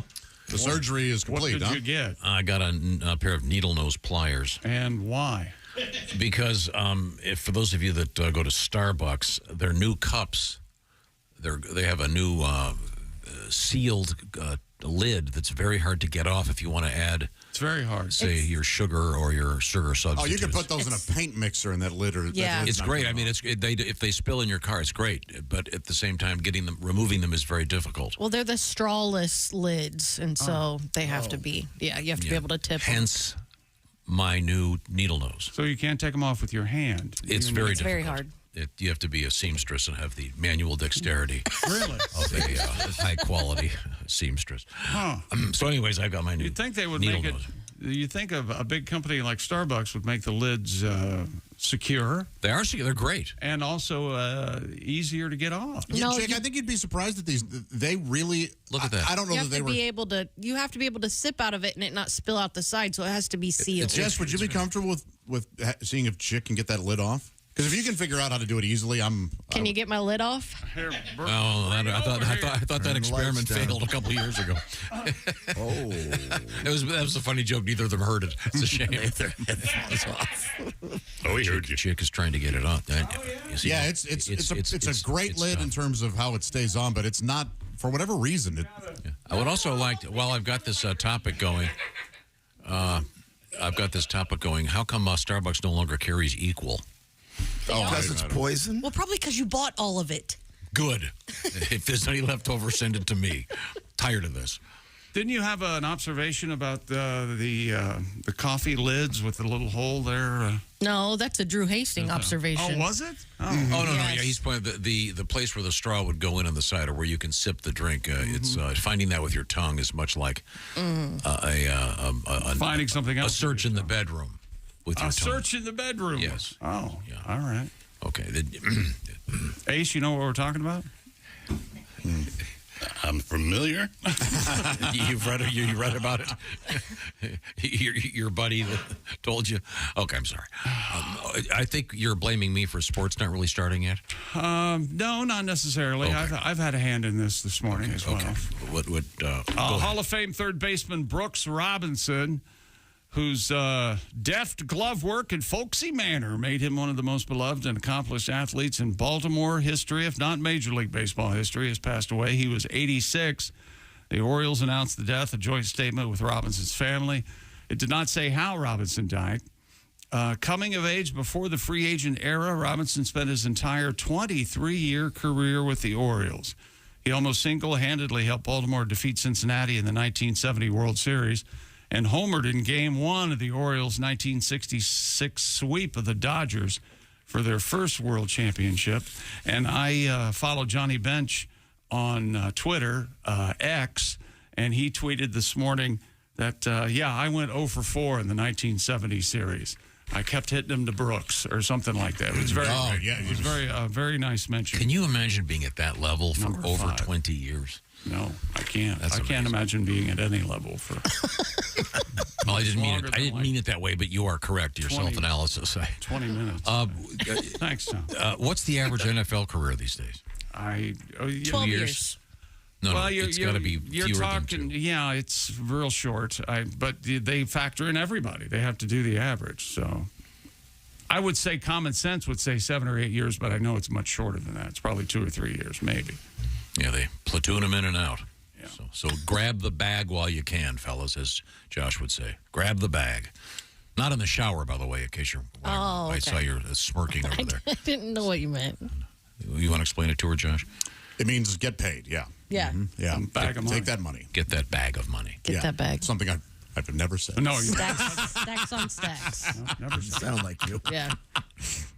Who were you thinking of? Al Jackson. Al must have Jackson, been. yeah. He taught him that. I can see. I can see the problem there. No, you guys were using the get the bag thing. I had no idea what you were talking about. Get that bag. Because every time Chick has one of these announcements about some guy making a fortune, Christy gets all bent out of shape. Why?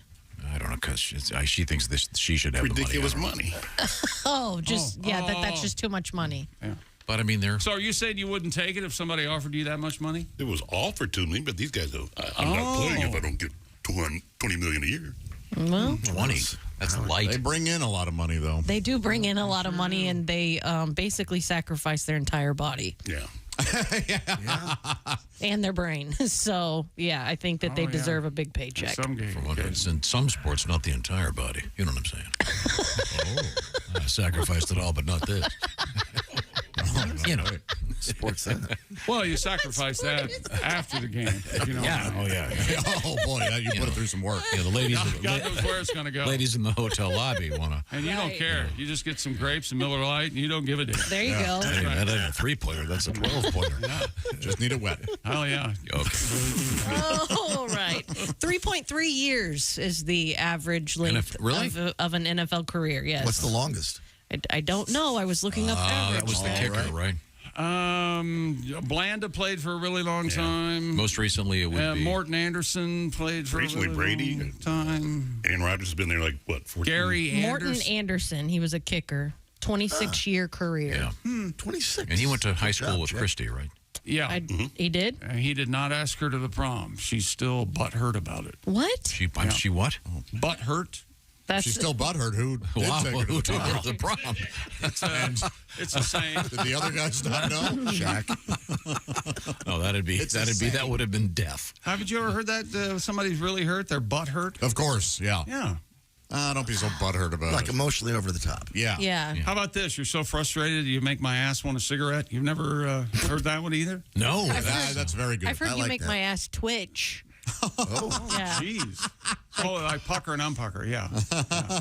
That's it. Like a nervous. You make me nervous. I've never heard that it makes your Puckering. ass want a cigarette. I haven't heard How that would you either. light it? Do you think you Very could carefully. pull on a cigarette with your ass? Like, do you think you could actually? bet there's somebody if we that had could. one in your, you could see the cherry glow. There was a guy who called this show, and he could fart on command, and he explained to us that he sucked air in there. So he could smoke a cigarette with it. Mr. Methane, right? Theoretically, he could. No, I think it was just a listener. I don't think he was marketing a professional. Were you guys asking for people to call in? I don't know how we got on it. One. We used to have it. We used to have it recorded. I think it's still recorded around here somewhere. But yeah. Can you imagine if you're a physician, that guy comes in? No. Well, no, Doc, don't worry. Those are nicotine stains down there. I have been smoking. Well, that's Can't quit. They say when people are hiding their drinking that they'll do enemas. Yeah, with tampons soaked in vodka. You put a tampon up there, even. Oh yeah. Please, whoever you are, never do that. Semi-permeable membrane. No. Just, osmosis. And there was suck it right up. There was the whole thing about the wine enema. Yeah, that was a thing. That can kill you, by the way. Yeah. That much alcohol, I don't know. I mean, you can get killed waiting for the bus. Anything can kill you. Yeah. I have a heart attack then. Man, what's real brutal? Walking your doggy. That's right. When you're walking your doggy, Tom. When you're doing enemas in lieu of actually drinking the alcohol, you want to avoid certain things like those icy drinks that you make with a mixer. Oh, yeah? Yeah. No daiquiris? The daiquiris. No margaritas. Yeah, very chilly. Yeah. Oh, they're too cold? And too sweet. Too sweet. Yeah, there we go. We're all on the same page. Thank you very much. There we go. Okay. That reminds me, coming up, the Ace Cosby joke of the day. And speaking of doggies, we'll have one in sports coming up. All right. They're walking your doggy. Kitty cats in the news, llamas in the news, bad odors in the news, not necessarily related to any of the animal stories. What do you call a missing kitty cat? Oh, I know what you're going to say. A good start. Oh, stop it. I'm with you. And coming up, the Scandinavian sleep method. That's all you have to do is shut your eyes and breathe. And then this is a simple yes or no question. So, has anyone ever heard this? No. This phrase. I don't get this, but apparently it's a news thing. The so-called Roman Empire trend. Anybody? Yes. You've heard about this. Yeah, don't tell them, and we'll try it. You've heard this, Ace? They did it. All right. Just a yes or no. Okay. Yes. Yeah. It's weird. It's very weird. Okay, and that's Are coming we up. walking around in skirts? Do we get to wear skirts? Toga. Right now, I hope you're enjoying the show with your Raycon earbuds. Real quick, anecdotal research on my part. I love the Raycon earbuds. I really do. I use them all the time, especially when I'm out walking the dogs. Are you walking your doggy? But the other day, a friend of mine that has the whatever they are, they're the Apple earbuds, whatever they're called, and only has one of them now because they fall out. You don't know where they are, and they're expensive. But the Raycons are better and cheaper. And Raycons, you can listen anywheres while you're traveling, maybe a grueling workout. The optimized gel tips Raycon has come up with fit every ear ever made. You'll have the perfect in-ear fit, no matter how weird your ears are. And they're comfortable enough for all-day wear. And with Raycon, you also get 8 hours of playtime, 32 hours of battery life, and they start about half the price of other premium audio brands. No wonder Raycon's everyday earbuds have over 78,000 five-star reviews. And school's back in session, which means Raycon is having their annual back-to-school sale.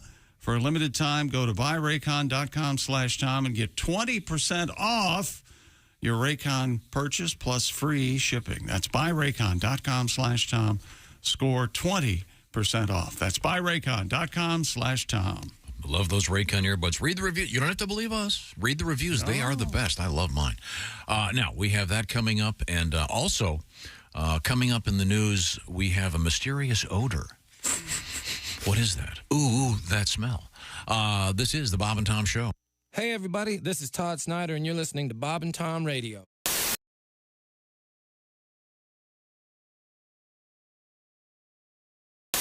That's nice. That's so nice. We got another song for you, baby. Well, we'd love to hear one more. What have you got for us? Baby, you know this one. It's my song about your britches.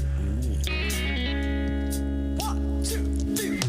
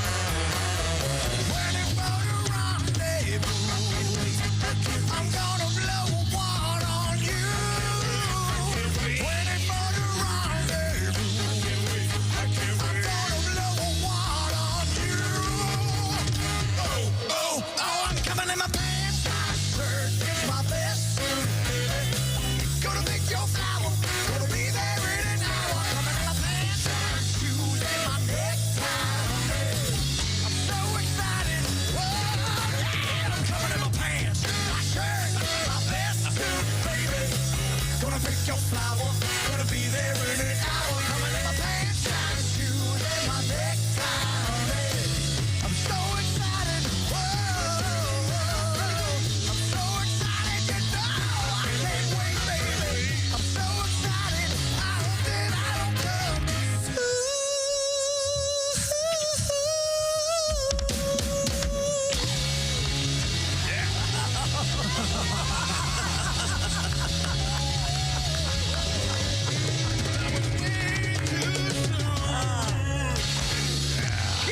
All right. Here come the mummies, ladies and gentlemen. Added special effects at the end. Oh, thank you so much, fellas. That was just beautiful. Baby, thank you. I do like porn, but I'm going to ask you guys a favor. We get a lot of emails sent to the show. You can stop sending me porn clips, okay? Thanks, but no thanks. I appreciate it, but I'll be honest, I want to find my own porn, okay? T-Rex doesn't want to be fed. T-Rex wants to hunt. That's...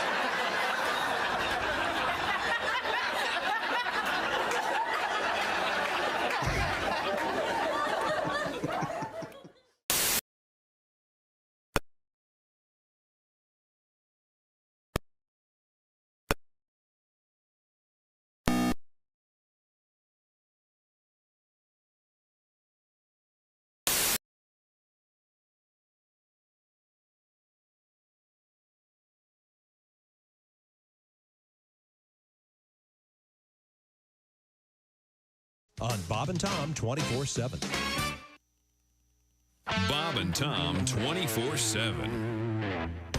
Time now for great moments in NFL history.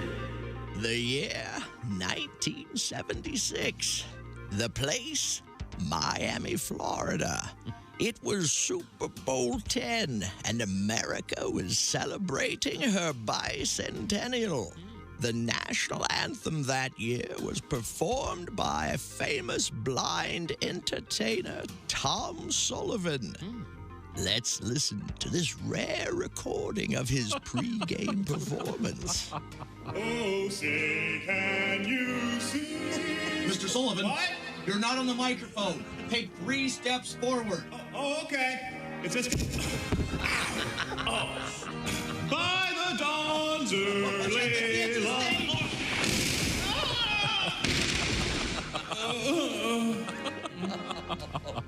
While organizers were applauding. Hey, welcome back to the Bob and Tom Show. Jess Hooker at the news desk. Hello. There's Pat Godwin in the performance room. Hey, chick. There's Josh Arnold. With a request for Ace coming up. Oh. Josh is at the I Hate Steven Singer sidekick chair. And there's Ace Cosby. Hey. One can only hope it's for Ace's joke of the day. It has something to do with that. Hot dog. I'm Chick McGee, and here's Tom. I want to hear about that in a second, but first, a couple of things. We opened the show with the classic Haywood Banks, I Love Summer. That was a special request from Jay Pollard. Sorry for not reading the letter. It would have been nice if I'd done that. Michael J. Pollard? Yeah, I think so. Nice reference. That'd be interesting to get a letter from Indiana. Yeah, a little Bonnie and Clyde reference. Also, I've been taken to task here. Who was it that asked if the Detroit Lions were going to go to Green Bay on a boat? I thought they would just drive over to Lake Michigan there and just go across. Yeah. Take the... There is a ferry. But, of course, a ferry boat, I'm aware of that. But I get a Green Bay ferry? Very mean letter. There is a ferry from Detroit to Green Bay? No. Not from Detroit. That was my whole point. Oh. You'd have to drive across the state. Yeah. You just said they could go from Detroit on Lake Michigan, but they'd have to go all the way around Lake Huron and the Mackinac Bridge. Well, I meant they would drive to Lake Michigan. You didn't make that clear, so he's castigating me, saying I'm a butthead for not being aware. This is Scott from Appleton. Oh. Tell Tom there is a car ferry that goes across Lake Michigan. Duh. I'm aware of that. Well, Scott is a dick from way back. Oh, really? Yeah. Okay. No, Scott's a good man. Often. Oh, maybe I'm thinking of another Scott. You're thinking of Scott Dickman. Yes. From Apple Weiss. That's right. Appleton. Yes. You're right. Speaking of Wisconsin, I don't know if you guys are aware of this, but we're going to be doing this show from Wisconsin. And I have an email concerning from Bowler, Wisconsin. Go ahead. I have, let's see, this is from Rich. Hey, gang. Sadly, I won't be able to make the morning and the comedy shows in Bowler. Why not? He can afford the tickets. He's rich. I'll be in Great... No, his name's Rich. I'm so sorry. I'll be in Great Lakes, Illinois. My son is graduating from Naval Boot Camp. Oh, right. cool. Congratulations. I taught in Bowler the last 5 years and have delivered in the Bowler area the last few years. I would recommend that Chick doesn't do any of the driving while you're here in Bowler. I know that his driving philosophy about geese is not to speed up and not to slow down or try to elude the geese. You just go ahead and drive over them. That's absolutely true. Well, Rich says it's not the geese, it's the turkeys around here that you have to worry about. He's 100% right. We were up there, turkeys everywhere. If you apply the goose philosophy to turkeys, within a few hours, you'll take out about 12 to 15 turkeys if you continue your driving philosophy. Is it okay, though, if you roll your window down and yell, "Out of the way, jive turkeys," and then run over them? Wait. I think that's okay. Okay. Hold on. I like that term. My tinnitus is kicking in. Based on the total silence that jive turkeys get. I would have thought that would have been right up his alley. I really did, too. I really did, too. So I did. A bit of silliness with an outdated... Jive turkey was an attempt on television. Didn't Antonio Fargas as Huggy Bear? Yeah, right. Yeah, it was an attempt to soften a certain insult, and it was so just not hilariously uninsulting. Oh yeah. Was it on Sanford? Very silly. Yeah. You're not gonna see a really angry dude like that call you a jive turkey. No. But a great Ohio Players song. Oh, I've never heard it. What? Oh, wow. I'll have to hear that. I didn't know it was a song either. I know it was a song, but I'm not familiar with Jive Turkey. Of course, everyone knows my favorite Ohio Players. What's your favorite Ohio Players song? Skin Tight. Boom, boom, boom, boom, boom, boom, boom, boom, boom. You know when you make that noise, you're the only one that can hear the song in your head. Oh, I like it, though, whatever's happening. So anyway, when we're in Bowler, we need to watch out. They're as big as me. For the Jess Hooker-sized turkey. The skin-tight britches. Running folks in the ditches. So there are people that turn this on, hear it, and go, I don't care for this. Yeah, I don't know how. Fascinating to me. Now, would you like to hear Jive Turkey? I do. I'd like anything by the Ohio Players. Okay. Skin tight. That's so good. This is Jive Turkey. I'm not familiar with this. I've heard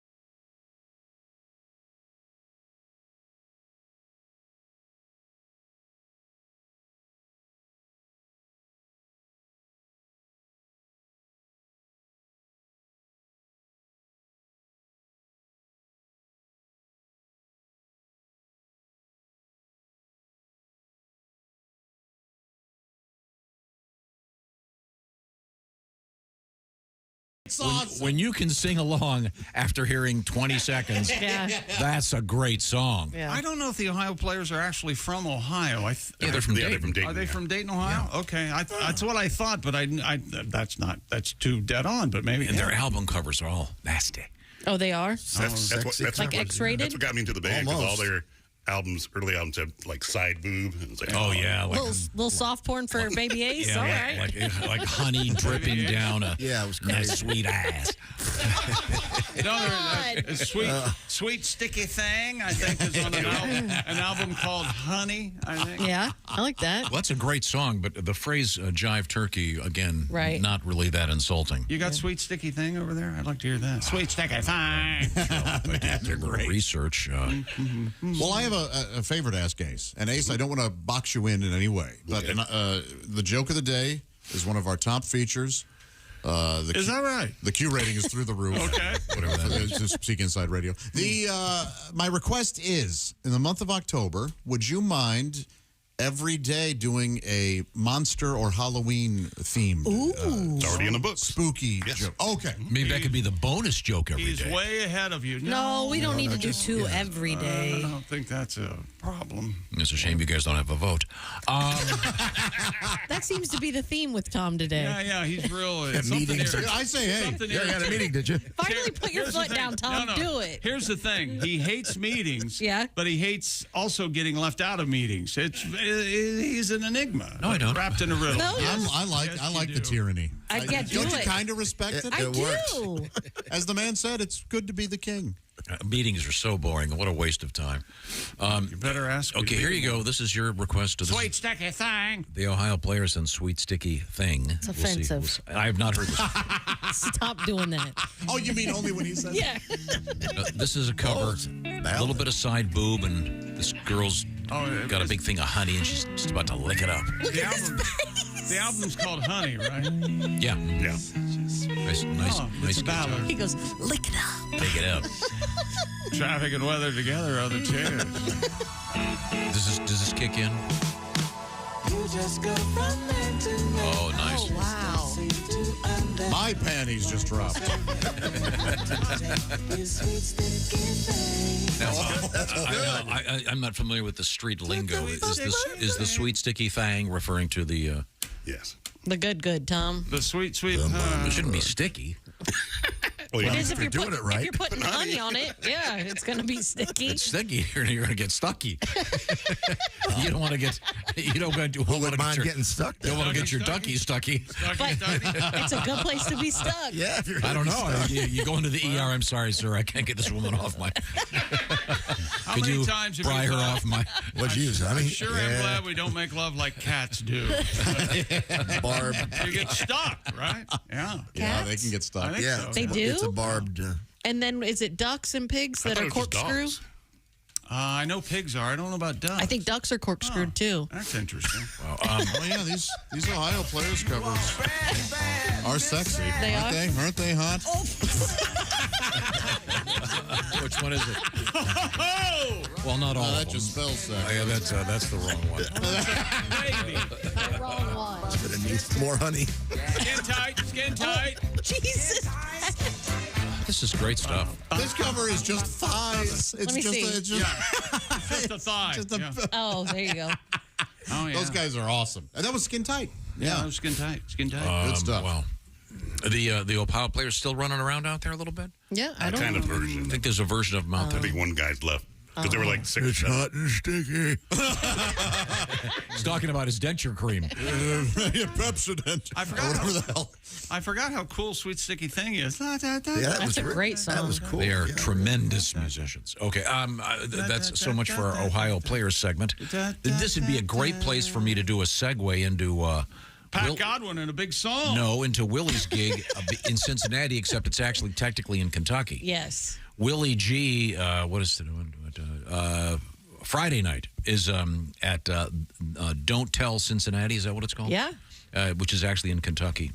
And then, let's see, we've got Pat Godwin, really far from Ohio, and you can't take a boat there from Cedar Rapids. But he's in Cedar Rapids Saturday night with Jeff Oskay. Yepper. And Jeff's new alter ego, what is it?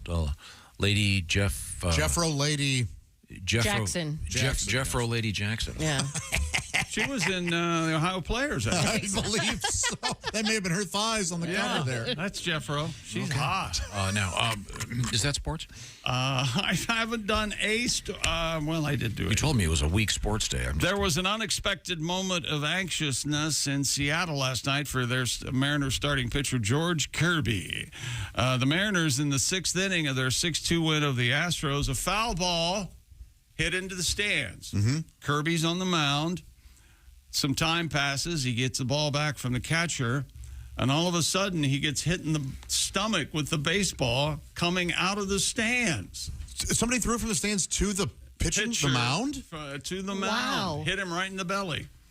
Whoa. Kirby was looking toward home plate, asking for a new ball. He got it, and then he also got hit in the stomach and hit his midsection. Seattle manager Scott Service, who is always ready to help, said he's never seen that happen before. The fan by the way, kids, he was escorted out of the stadium. You can't. I've never heard of that happening. I've never also. seen it. I've never heard of it happening.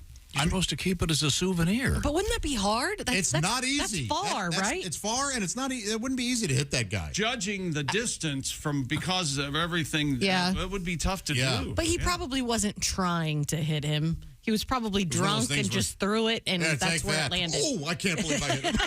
Exactly.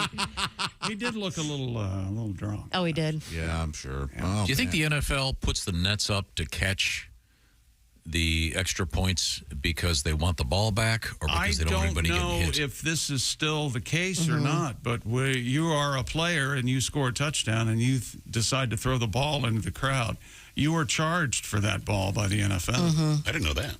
Really? Yeah, it used to be that way. I don't know if it still is, but I'm pretty sure it is. And I bet it's not cheap. I bet and it's like $250 or suggested retail price. $300. Really? Yeah. The average seat's $500, and they're worried about a $200 football. I know a guy from Ada, Ohio, the Wilson Sporting Goods Company. A really good sporting goods company. Oh, are you trying to get a free football? No, I already got a hookup over there. And, so then why are you talking about it? I get a discount. I used to work for Rawlings, and so he wants to. I'm getting a little breaking balls. Yeah. I mean, anyway, Major League Baseball doesn't have a guy come collect the balls to get them back. No. Don't you think it'd be? I think if the player wants to throw it in the stands, great. Maybe that was when the world was young. They used to charge for the football, but I'm maybe sure it's because they don't have enough balls in storage in the back. No, I think that the NFL probably sells game day balls. They're going to make money one way or another. They do. You can buy a Super Bowl ball if your team was in the Super Bowl. Isn't it just a way to curb players from doing that? I suppose. How many balls do they have at the ready? They have it's one of those buckets on wheels. It's like it's basically a laundry basket. The big ones that you put your jerseys in. So there are quite a few in there. They're full. It's full. It's full. So the guy working for Tom Brady had to spend a couple hours getting those balls. Yeah, never forget. Losing the air out of them. Doesn't Travis kick them in? Travis Kelce kick them into the stands? He does that every now. But if I bet they maybe he brings his own balls. And they have now Taylor Swift has them. They have pregame.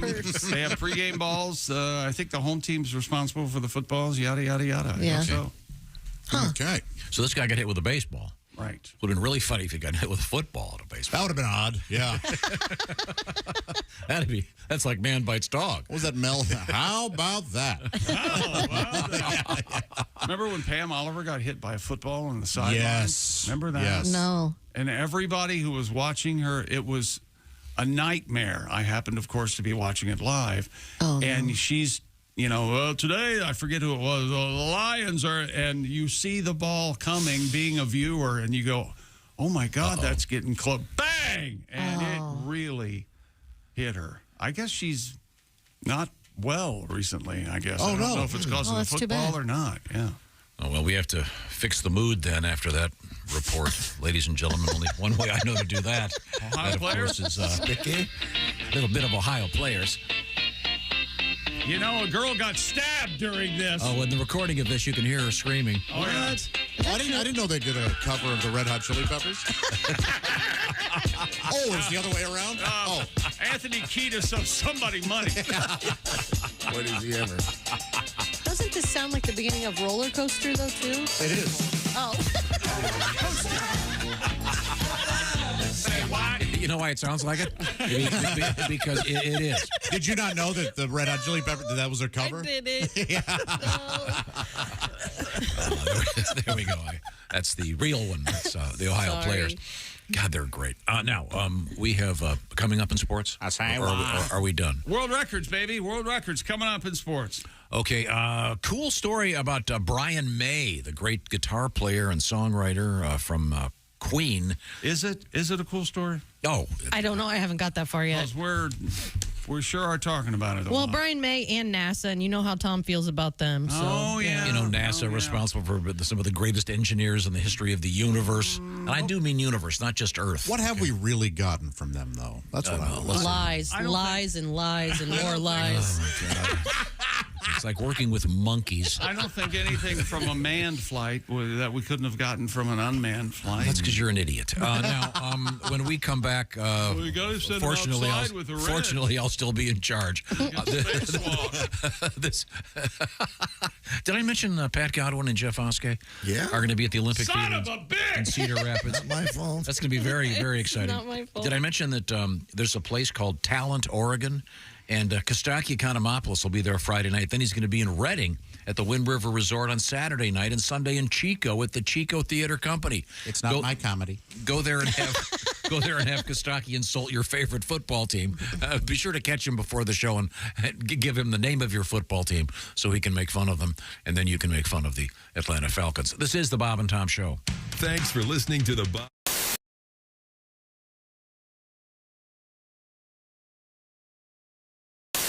Hi, everybody. Chick McGee here from the Bob and Tom Show. I want to tell you about the NFL season coming up. We got together with the folks at Big Green Egg, and each and every week, you're going to have a chance to win a Mini Max Big Green Egg during the Pigskin Pick'em program on the Bob and Tom Show. Yeah, we're actually going to play. We're going to play our current single. This is "Come Back to Me." Okay, cool.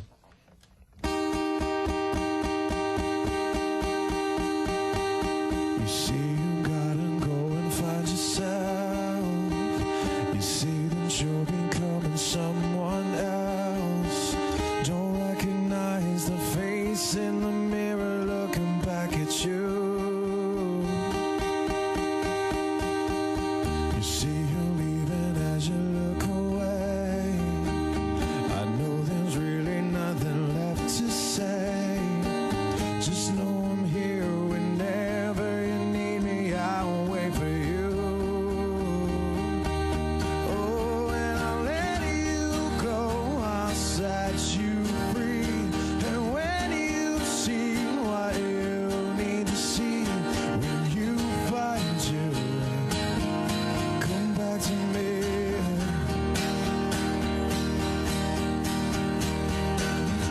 Taking time, I won't go anywhere. Picture you with the winds in your hair. I'll keep your things right where you left them. I'll be here for you. Oh, and I'll let you go. I'll set you free. And when you've seen what you need to see, when you find you, come back to me. And I hope you find everything that you need. I'll be right here waiting to see when you find you. Come back to me. I can't get close if you're not there. I can't get inside if there's no soul to bear. I can't fix you. I can't save you. It's something you'll have to do. So I'll let you go. I'll set you free. And when you've seen what you need to see, when you find you, come back to me. Come back to me.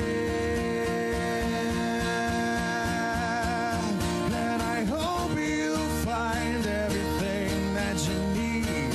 I'll be right here waiting to see when you find you. Come back to me. Now, now, when you find you, come back to me. All right. Wow. Excellent job. Thank you, very super. All right. You guys are well rehearsed.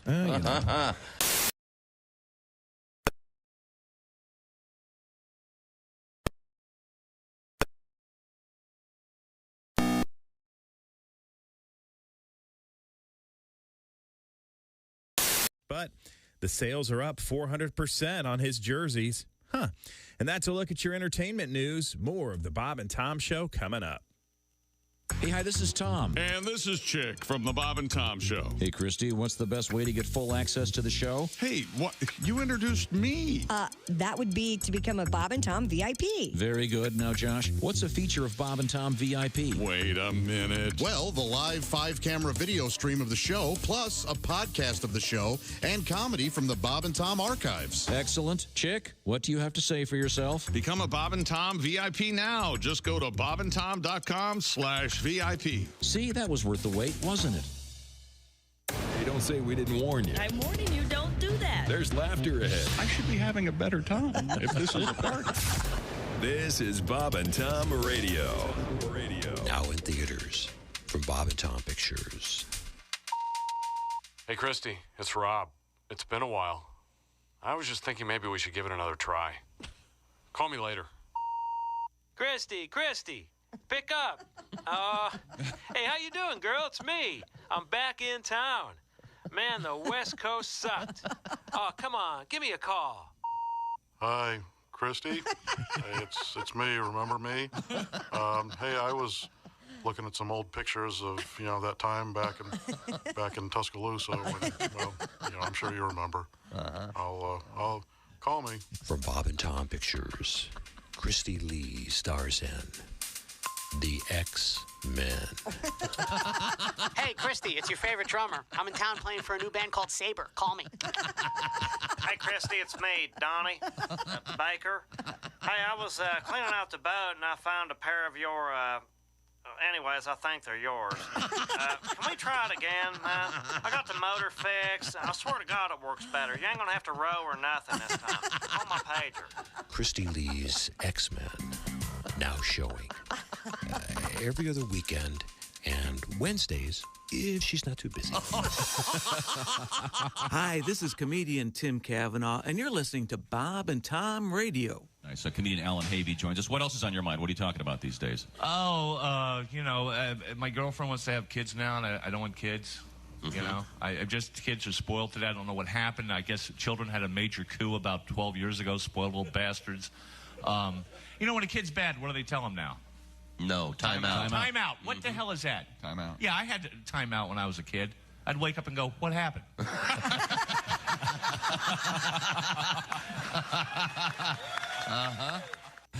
Are the stars out tonight? I don't care if it's cloudy or bright, 'cause I'm blind. Jeez. Bob and Tom's in person. Welcome back to the Bob and Tom Show. At the news desk, it's Jess Hooker. Hi. There's Pat Godwin. Hey, Chick. He's over there in the performance room. Get a song out of Pat, Tom. How about that? We'll get one eventually. Eventually. We just had one. It was last hour. It was so pretty. It was a pretty song. Next time I'm putting the jokes in. It's almost too pretty. No, that's save that tune. That melody's great. Tune. The tune. Save it. It's a great song. You just need maybe a little more up-tempo, silly. There's Josh Arnold. Sad ballad. Excuse me? It's a sad ballad with dead deer and deer meat all over the place. There's Ace Cosby. Hey. I'm Chick McGee. I liked it very much. Here's Tom, who's out of his mind. I did too, and I said at the break that it was so pretty, and I love watching Pat sing and play the guitar, that I had realized I wasn't listening to the jokes and I hadn't laughed. But I was. It was beautiful, and I love watching you perform, Pat. Oh, well, thank you. You can watch Pat perform. Oh, really? Olympic Theater in Cedar Rapids. This? Oh, no kidding. On Saturday night with Jeffro. What was it again? Jeffro Hill. Lady Jackson. Lady Jeffro. Jeffro Lady Jackson. Thank you very much. Jeff Oskay. It is Jeff Oskay. Oh, okay. He'll be there too. And that's a great place, man. You'll have a lot of fun. Yeah. You were there, right? Yeah, great people, wonderful time. Where is it? Cedar Rapids. The Olympic Theater. Let's get back. Speaking of the Olympics, that's a sporting event. Speaking of sports, Chicks at the sports desk. Why aren't dogs a part of the Olympics? Huh? Are there doggy Olympics? Yes. I'm sure there are. Yeah, there are agility competitions and things like swimming. A total of 219 dogs. They have those dock diving. Yes. Mm-hmm, that's cool. Dude, dogs love swimming. I mean, not all, but... They jump into the water. The dogs that love swimming love swimming. Love swimming. Have you seen the video of the dog that just like gets in the pool alone? Yep. And it's just his head out? Yep. And his mom, his owner, whomever, she's like, come here. And he just keeps walking further away from her. She can't get him. She says Yeah. it's not time to swim. It's too early. Come here. No. Yeah, No. it's funny. It's hilarious. And he's like a human. He's just standing in the pool. I sent you guys yesterday a video of a local newscast in San Diego where they're standing on this dock, and there's the regular announcer, and he's talking back to the people at the desk back at the station. And you could tell they had this all planned out. They're at this boat show, I guess, or some kind of a boat event. Yep. And he goes, all right, here we are at the boat show, and we're going to start. And then he sends the mic over to this guy wearing one of those suits that shoots the water that makes you fly. Oh, yeah. And the guy, as soon as he says, let's go or whatever, the guy hits the button. And instead of going up, this guy goes up like a foot. And then the thing turns around and he plummets into the water. But in the meantime, the cameraman, anticipating this guy going up, has backed the camera way up. Oh. And then they cut back to the two anchors. And they're bent over, howling with laughter as this guy is just plummeted into the ocean. And it sounds like the crew in the background are wetting their pants. Yeah. They're just laughing so hard. It's funny because that'll make that station more famous than Yeah. anything they've ever done. You're right. They do some serious piece about helping the homeless. No one cares. But, they've got some guy with a blaster in his back plowing into the sea. No, that's funny. He doesn't even get up a foot. No, he gets nowhere. But he doesn't just fall in the ocean. He is thrust into it. I wonder what happened. They just got the thruster It's just something the wrong direction. water I went guess. the wrong- Those things are really tricky. You've seen those guys behind. They're Yeah. really tricky. You say that like you have personal knowledge of it. No, I have watched. There are a number of I've videos of failures of those things when they, because again, it's still thrusting when you turn upside down. Mm-hmm. So you are thrust. Isn't that into the water. original viral video where the people are trying to fly with all the different contraptions they've Yeah, come up whoever with to came up with fly? that montage, Yeah. so Yeah. awesome. That one that goes up and down like a spring. All hilarious. Yeah. The one has 40 wings stacked up on Oh, stacked yeah. up on top of each other. I And then love the guy all that. diving out of the barn from the second story right to the ground. Smack. Those are great. A lot of concussions and deaths in those early days. You forget what badasses the Wright brothers were. Yeah. You know? They have blood on their hands, but yeah, they were pioneers. Occasionally, in the early days, they would take passengers, and sometimes they didn't make it. They had like an extra seat there. But they made it back to the ground. I That think was they the signed problem. a waiver back then. They had waivers.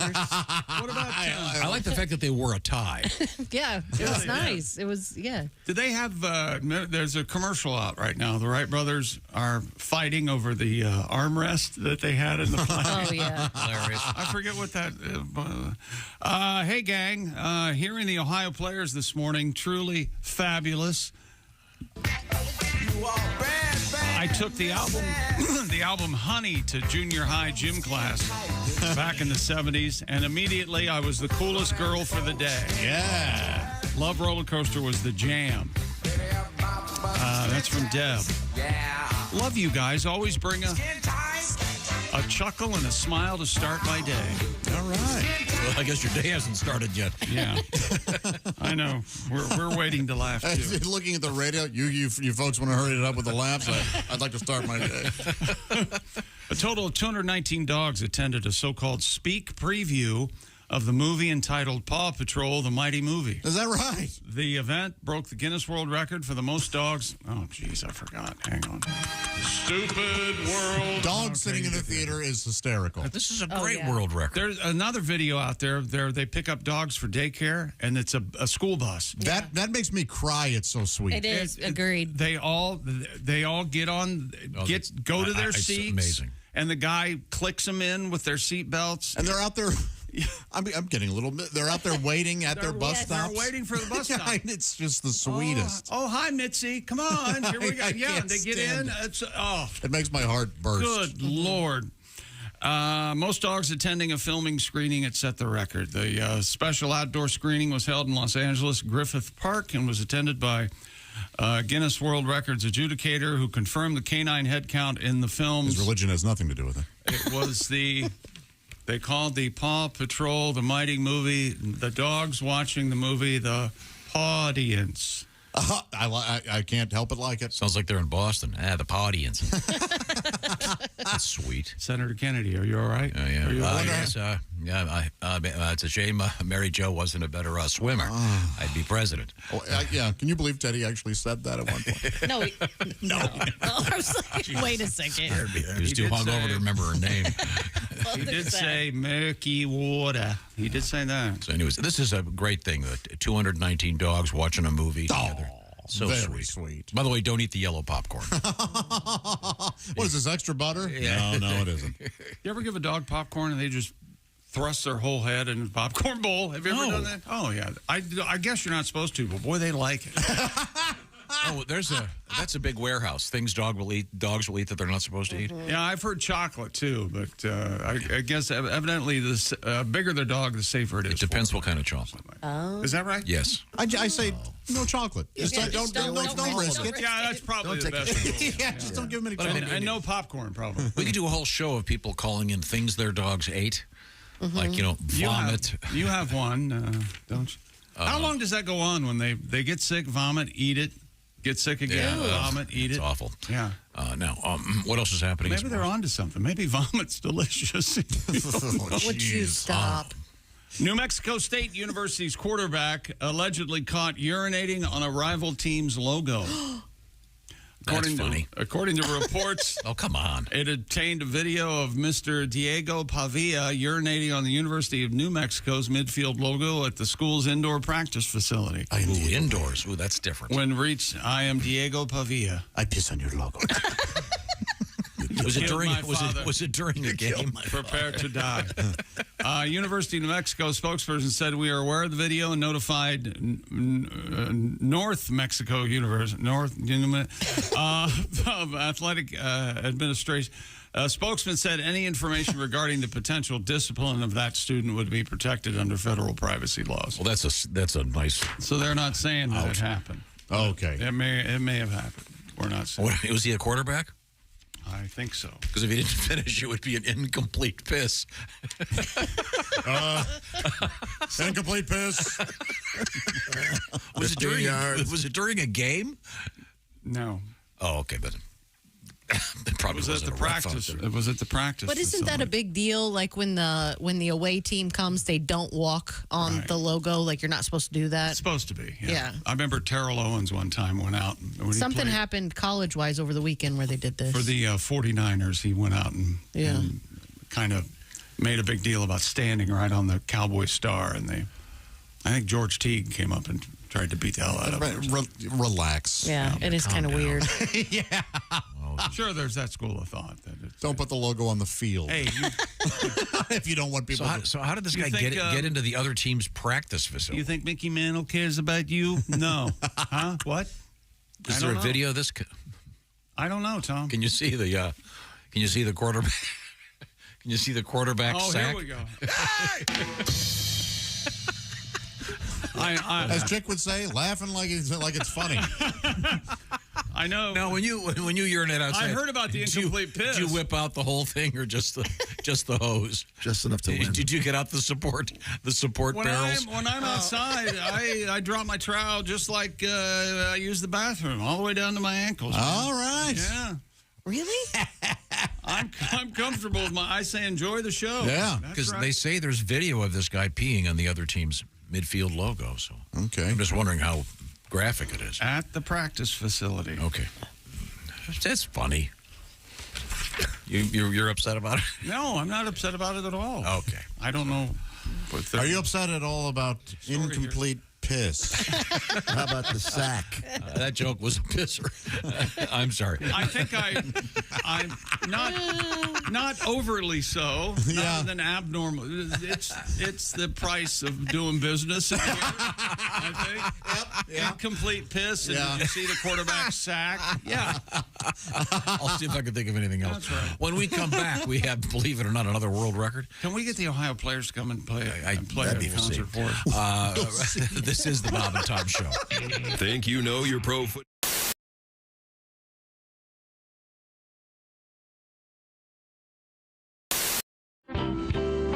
This is the Bob and Tom Show. Thanks very much for joining us. And we're doing kind of a musical chairs thing today. And, well, it's actually a musical chair right now because joining us in the studio, we have singer-songwriter, actor, and comedian Stephen Lynch.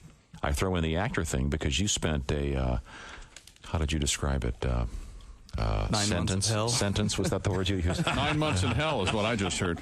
You were on Broadway. Do you want to give us give those that haven't heard about this the background on? The Wedding Singer. You portrayed the very popular Adam Sandler, Drew Barrymore movie about crazy kids in the 80s. Turned into a very successful theater piece. Very successful. Well, you did it for a pretty long time. Mildly successful. I mean, it was fun. But I have my toe on the trigger pretty much every day of the last 4 months of it. Well, I realize I'm making it sound like it was really bad. No, but I mean, it wasn't. It was time to move on. You know. Can you play one of the new ones for us? I think so. Okay. We just had a little powwow in your producer's office about what I can and cannot say on the radio these days. And there have been moments before. You think this one's okay? I don't know. Okay, well, if it's not. I don't know. Ladies and gentlemen, Stephen Lynch. This is a song I wrote. I discovered, oddly enough, that I had an uncle, a great-great-great-great-great-uncle who lived in the medieval period. He pretty much did for a living what I do for a living. He was both a troubadour and a court jester, and I think he used to play in the court of the king and the queen. And I discovered one of his old compositions that he wrote for the lute, and I transposed it to the guitar. Good, because we don't have a lute handy. No. I don't either. Because I like guitar comics, but I hate lute comics. Prop guys and lute comics. Those are the worst, aren't they? Just hacks. They give us all a bad name. So this is one of his compositions, and I just thought I'd try it for a modern audience, see how it goes over.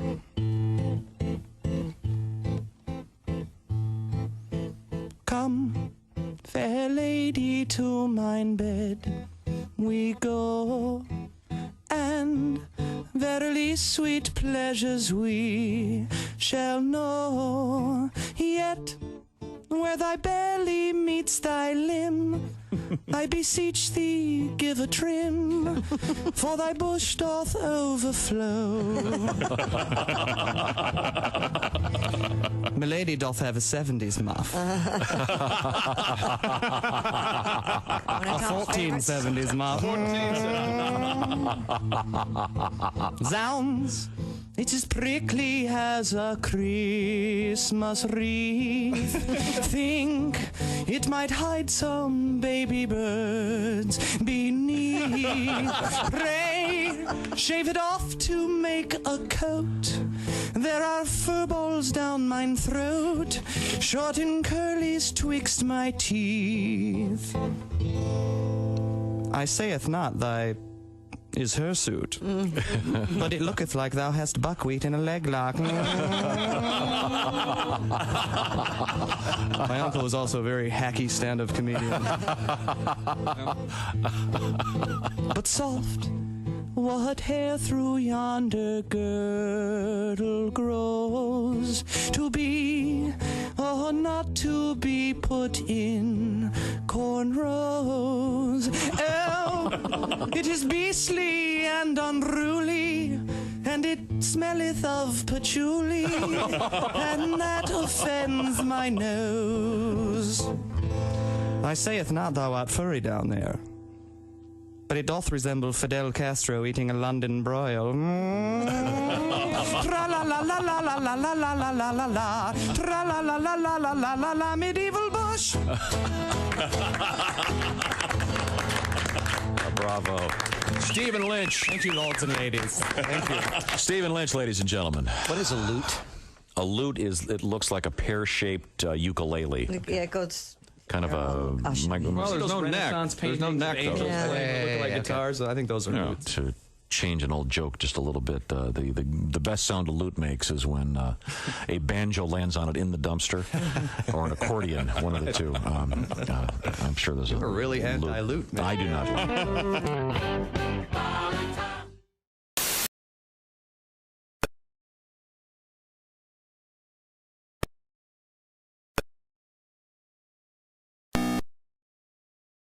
Feature of a particular event. Once the officials removed all the phlegm balls from the course and explained that the name of the event was pronounced luge and not loogie, the competition continued without any further problem. Ironically, the eventual winner of the luge event was an Austrian named Karl Boogermeister. He took the gold medal by a narrow margin over Norwegian athlete who was disqualified. This has been another Bob and Tom Olympic moment in history. Hi, this is comedian Sean Morey, and you're listening to Bob and Tom Radio. That's the voice of Chris Porter. I knew he'd weigh in with something important. Chris Porter, comedian. Now, do you get back to Kansas City often? Or are you? I get back to Kansas City. I was back last April for a wedding. And through a bunch of weird experiences, I've become friends with Justin Verlander. He's a pitcher for the Houston Astros. Yeah. At the time, he was pitching for the Tigers. They were in town playing the Royals, but they had a night off, so he and I went out and had a couple of drinks. And he said, no, watch this. He calls the waiter over. He goes, who's that chick? And he goes, well, I don't know who the chick is, but everyone at that table's Mumford & Sons. He sends them a bottle. They come over. Turns out it's not Mumford & Sons. It's just Ann Sons. Oh. Mumford wasn't there. I don't know where he was. I assume he was back at the hotel writing a song that at some point goes, It's an old Eskimo trick of how to catch a polar bear. Now, what you do is you go cut a hole in the ice, right? And then you take little peas and you place them strategically 4 inches apart all the way around the hole, right? And a polar bear will crawl up and he'll look at it in very much curiosity as what is going on there. Now, when he bends over to take a pee, you kick him in the ice hole. This is Bob and Tom 24/7. I'm not always driving this. Welcome back to the Bob and Tom Show. There's Jess Hooker at the news desk. Hello. She is caffeinated out of her mind. I have to be. Day 3. Woo. Yeah, oh yeah. God bless Christy. God bless her. That's one thing Kostaki was on all week at one time before we got smart. Friday, about halfway through the show, he looks at us and goes, you guys do this every week? And I go, yeah, that's right. There's Pat Godwin. Hey, chick. Boy, a song out of you'd be really nice, Pat. No kidding, huh? Boy, oh boy. There's Josh Arnold at the I Hate Steven Singer sidekick chair. Hi, chick. Steven Singer Jewelers proving how worthless lab-grown diamonds are by giving away a free 1-carat lab diamond with every engagement ring purchase. While supplies last, purchase is necessary. Visit IHateStevenSinger.com for more details. There's Ace Cosby. Hey. I'm Chick McGee, and now here's Tom Griswold. Coming up, of course, the Ace Cosby joke of the day. We certainly look forward to that.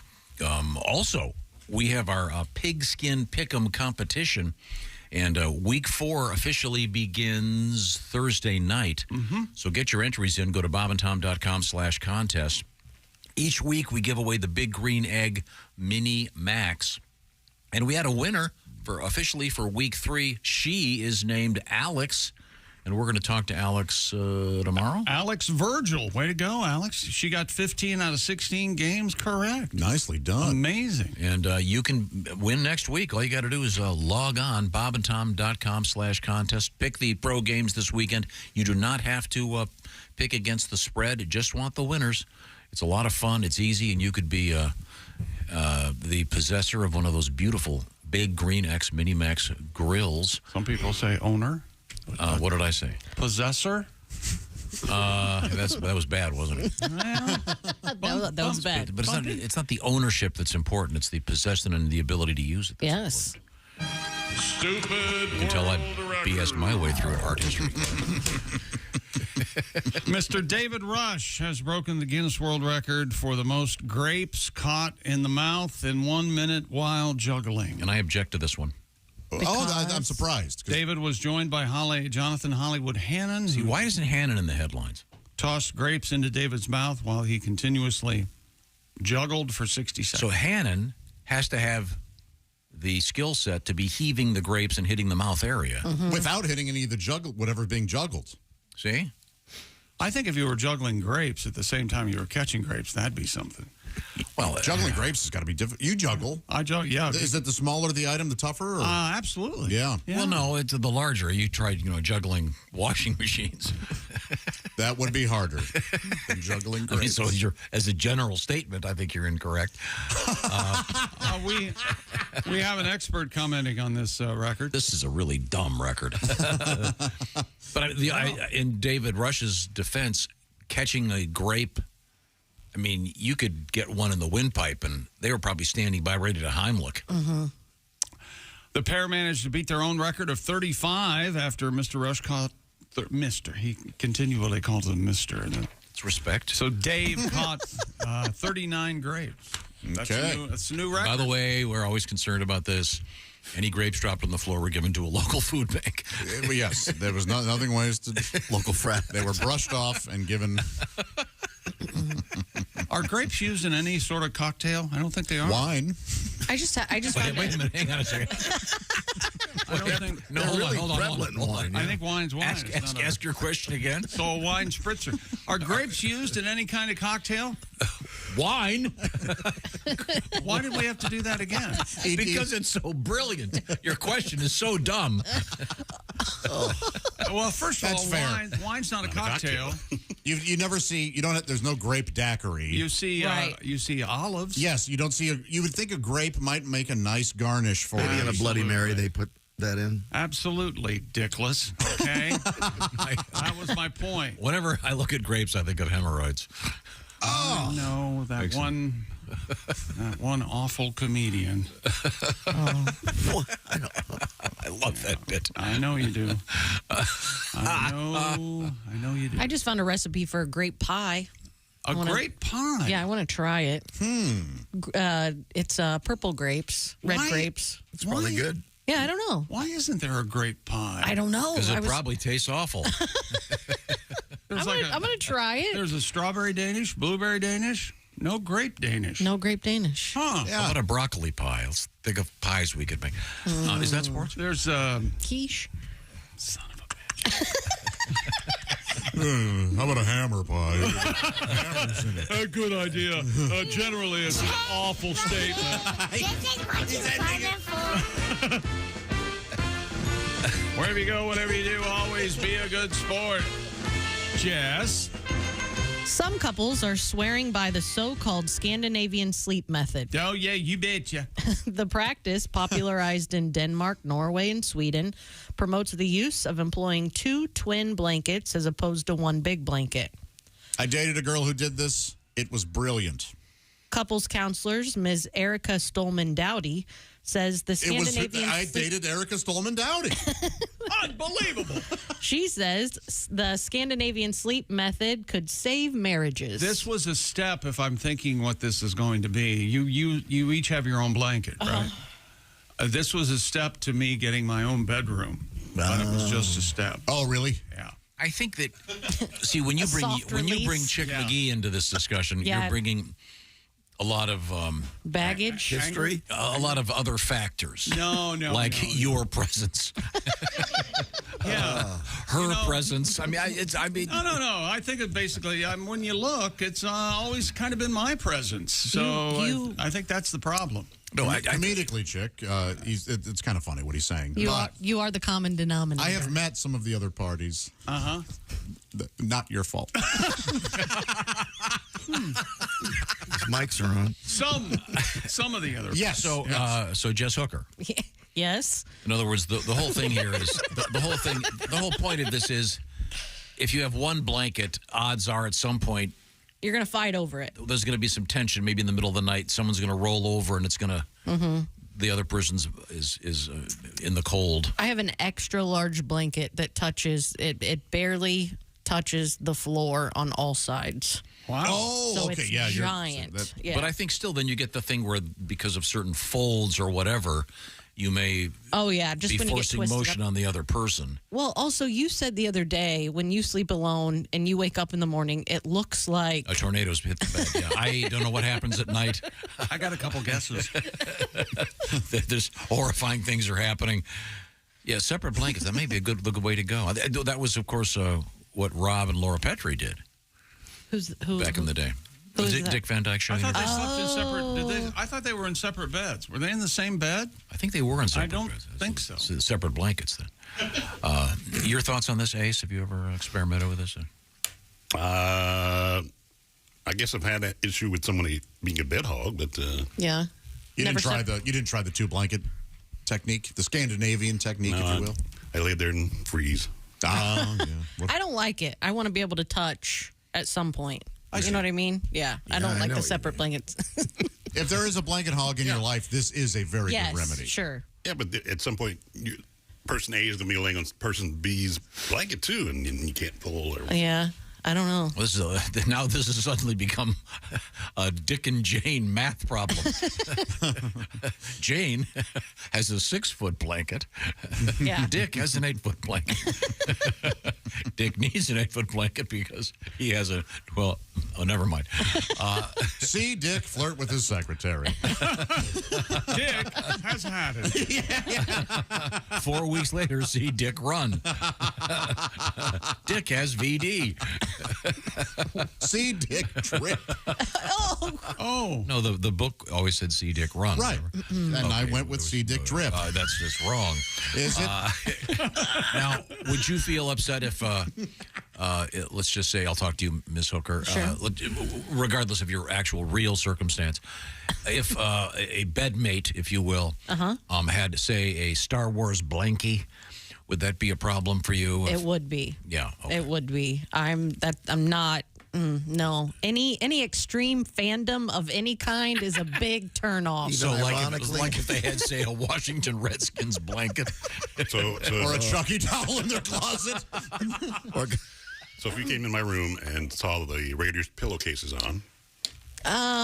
Pillowcase. Are they the ones you sleep on, or are they just... I can only imagine what the inside of or your like a home sham. looks like. Is that So, first we're assuming that he's taken the ball gag and the blindfold off.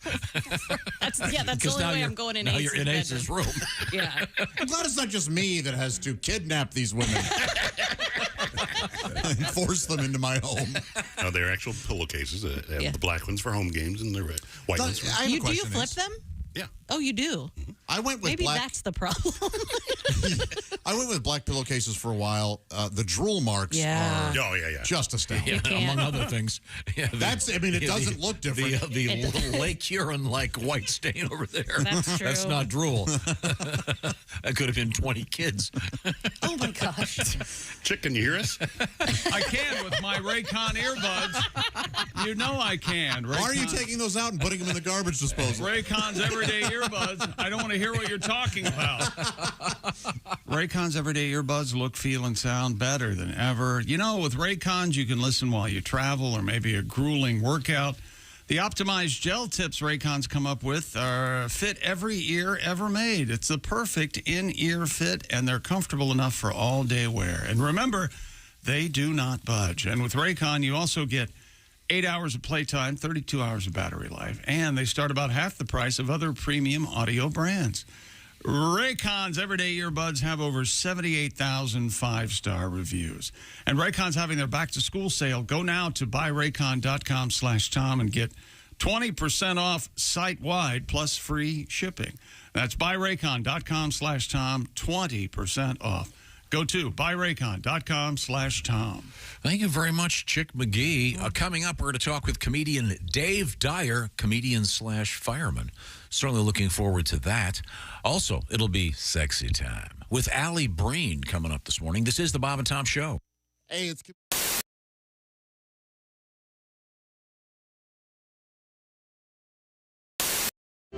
So we're getting back to your hobbies, James. You're a bowler. Yes. You got that going for you. Yes, sir. Golf, skydiving, scuba diving, skiing. You went skydiving? How'd that go? Yes, I did. Well, was it a tandem jump or did you? It was a tandem jump. Yeah, scared me. I'm big. I was going to say I don't scared you. Who were you with? I was going to say the other dude.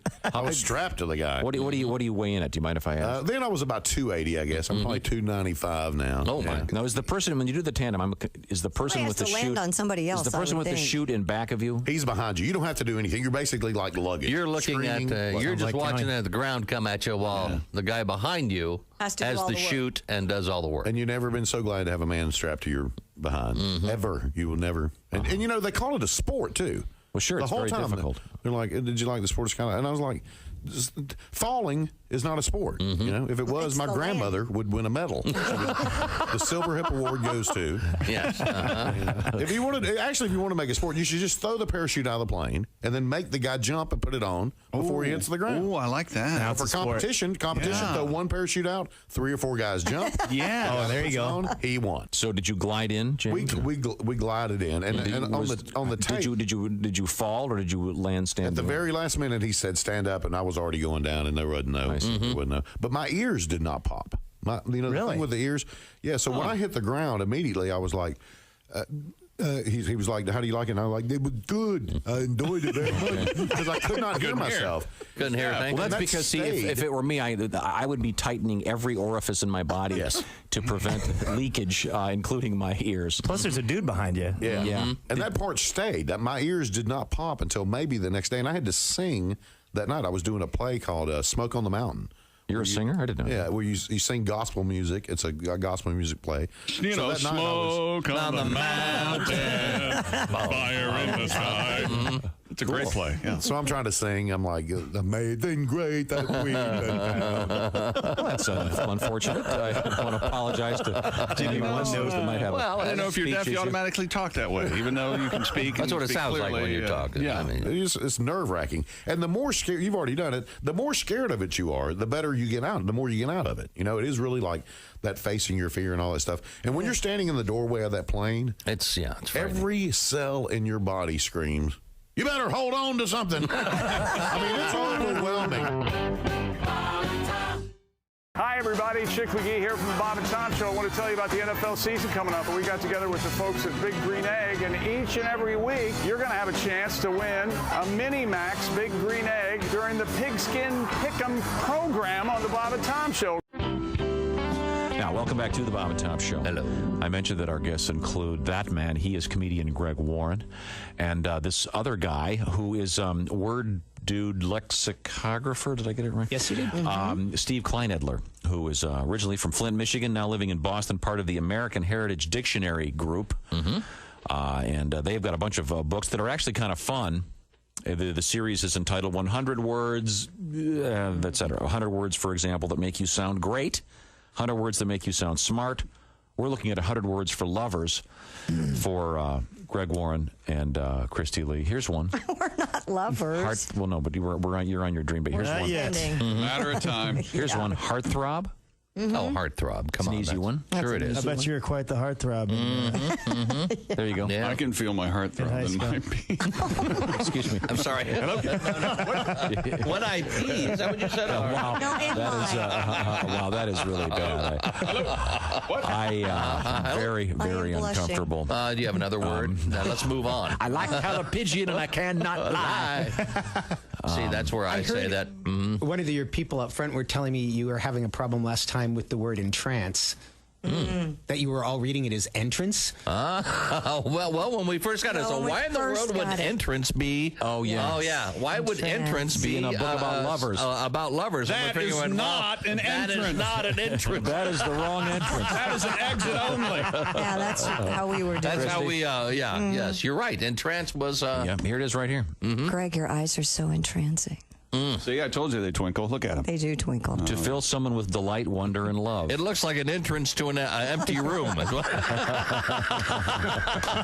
There's nobody home. I got stuff up here, Bob. I got stuff up here. I'm sorry. All kinds of stuff. Okay, here we go, Greg. Here's an easy one. Ecstasy. Oh, yeah. Ecstasy. And don't be going. Do you know where I buy some ecstasy? I'll tell you what would really make this date go better. The only way I'm getting laid is if I can find some ecstasy. Well, next word. All right. You'll notice the American Heritage Committee did not put date rape in here for a reason. All right. Is roofie in there? No, it is not. Okay, here we go. Here's an easy one. Crush. Oh, yeah.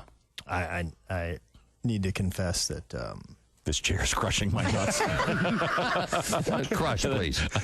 You are a horrible date Yeah, you doctor, are. counselor. You're telling me? I'll have a beer and she'll have an orange crush. And keep them coming. Now, here's a word. If you can use this on a first date, comely. Oh, that's not. You don't want to use If this that word. happens. And on impulse, purchased. Welcome back to the Bob and Tom Show. Jess Hooker at the news desk. Hello. There's Pat Godwin. Hey, chick. He's in the performance room. Maybe this time he'll perform. You're going to start calling it the room, aren't you? I think so. Just the room. There's Josh Arnold, the I Hate Steven Singer sidekick chair. Pat, I think you've done more than your fair share. He's a hard worker. One and done. Oh, was it just been one? Here's Ace Cosby. Yes. I'm Chick McGee, and here's Tom Griswold.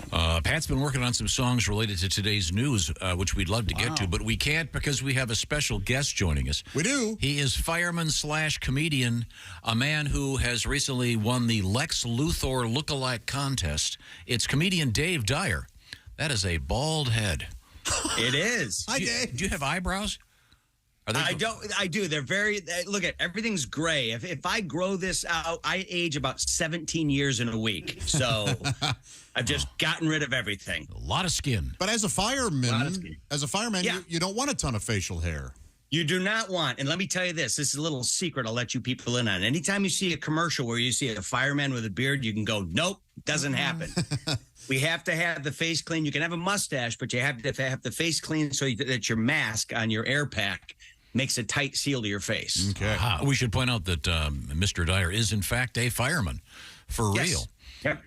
Promoted to lieutenant recently. Well, congratulations, LT. Whoa. Nice. Which means I've got the red helmet now on scene, and also means I can get in more trouble for some of the decisions I make. All right. So you're Lieutenant Dave. What are the upper ranks then? What's next? Do they have colonels and captains? Well, we have a very small department, so we basically have firefighters, lieutenants, and then the next one is our chief. So there's our lieutenant. There's three. There's our chief, 3 lieutenants, and then we have 15 firefighters underneath that. Okay. But we're very proud of you for being a firefighter. Yes. It's a very thank you. Great thing to be doing for other people. I know you're helping out. But you ever use chief sarcastically? With someone who's not the chief. Whatever you say, chief. Stuff like that. The problem is I used to use that like in just normal talk, and now I'm very careful because I don't want anybody to get the wrong idea that I'm giving them more authority than they should have. Dave Dyer, besides being a fireman, is also a comedian, and October 7th is a Saturday night. And in Tiffin, Ohio, it's going to be a special Saturday night because it's Mr. Jeff Oskay, Greg Hahn, and Dave Dyer on stage at the Ritz. All right. Yeah. All right. I texted Han yesterday and said, hey, I'm going to be on the show tomorrow promoting the Tiffin gig. Anything you want me to send? Any messages you want me to send along? He said, yeah, let him know I'm looking for a penthouse in Florida.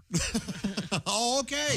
Tom's been asking Greg about his situation. He's living in a hotel, I think. So good to know. Hey, I have a couple of fireman questions. Sorry. A bit, when people find out you're a fireman, they have all kinds of questions. Oh, Can you wear jewelry and like a watch, or do you have to be because of if in the heat, right, because of the heat, would like a ring be bad? Do you have to be stripped of like of earrings and anything like that? Well, that's a good point, Tom, to bring up. I do not wear any sort of jewelry or anything like that when I'm at work. I've got my wedding band right on, but I do not wear that. I'm at work in case we have to go into a situation like that. I do have a smartwatch that I wear that at least at this point has lasted. So I've not had an issue with that. But generally, you do try to keep. I've even heard stories about people who have had like change in their pocket, and in a really hot situation, that has created an issue. Yikes! So you try to be metal free if you can. Okay, that's what I figured. The watch hasn't melted? The watch is not melted, but I haven't had this very long. I just got this. I don't know if anybody else has the smartwatch there, but I just caved and got the smartwatch thing. And I'll tell you, this has not, we have not gotten along very well so far. Oh. When I first got this, I took the dog for about a 3-mile hike. And when I got back, it said I'd burned 120 calories. And I'm like, there's no way. I was sweating profusely. My left arm was throbbing the entire time. there's no way I only burned 120 calories. Well, what I didn't realize is that you have to go into the app on your phone and create a profile. Okay. And I hadn't done that yet. So when I went in, by default, I was a 100-pound woman. Oh. Okay. So I've changed that, and I'm now a 400-pound man with asthma. So it's giving you nice points. That's great. Now, hey, listen, speaking of rings, I have just been handed a little bit of information. You're wearing a wedding ring. Yes. It's my understanding, according to this piece of paper in front of me, you had an anniversary of a long marriage. Is that correct? Well, on December 5th, we celebrate 31 years coming up. That's great. Coming up. We've been together. Terrific. Yeah. So there's time to get out. Yeah. Yeah. It is. No, not yet. I got a lot of money in this thing now. Your pot committed. I was getting a kick out of this. Somebody recently asked me if we still get jealous of each other after 31 years. Oh. And I said no. I said, after 31 years, if somebody's hitting on your spouse, you walk over and you go, look it. Before you go burning a lot of calories here, how's about we go through the list of stuff she doesn't like and won't do, and then you decide if you want to continue down this road. We've also had to change our as the marriage goes on, we've had to change our sex life quite a bit. Most of that happens in the afternoon these days because that's when we found we are most alert and better able to focus on what goes where and when. Okay. I've also noticed that cramping is an issue, not with my wife, but with me. I'm at a point I have to manage electrolyte intake very carefully. We've had a couple instances where I have seized with my hamstrings in the middle of something, and that's brought an end to the party pretty quick. I would think that there's a possibility that might improve the party for her. Well, yeah, it does. Yeah, You've never thrust like this upset before. about it. I'll tell you that. I see. Okay. Well, either way. Okay, very good. We're speaking with Dave Dyer, comedian / fireman, now Lieutenant Dyer. Yes. That's nice. And Dave Dyer is not just a fireman, like I said, he's a comic, and he'll be working with Greg Hahn and Jeff Oskay for a great night at the Ritz in Tiffin, Ohio, Saturday, October 7th. That'll be a blast.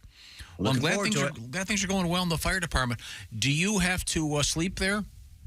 Yeah, we do. Yep.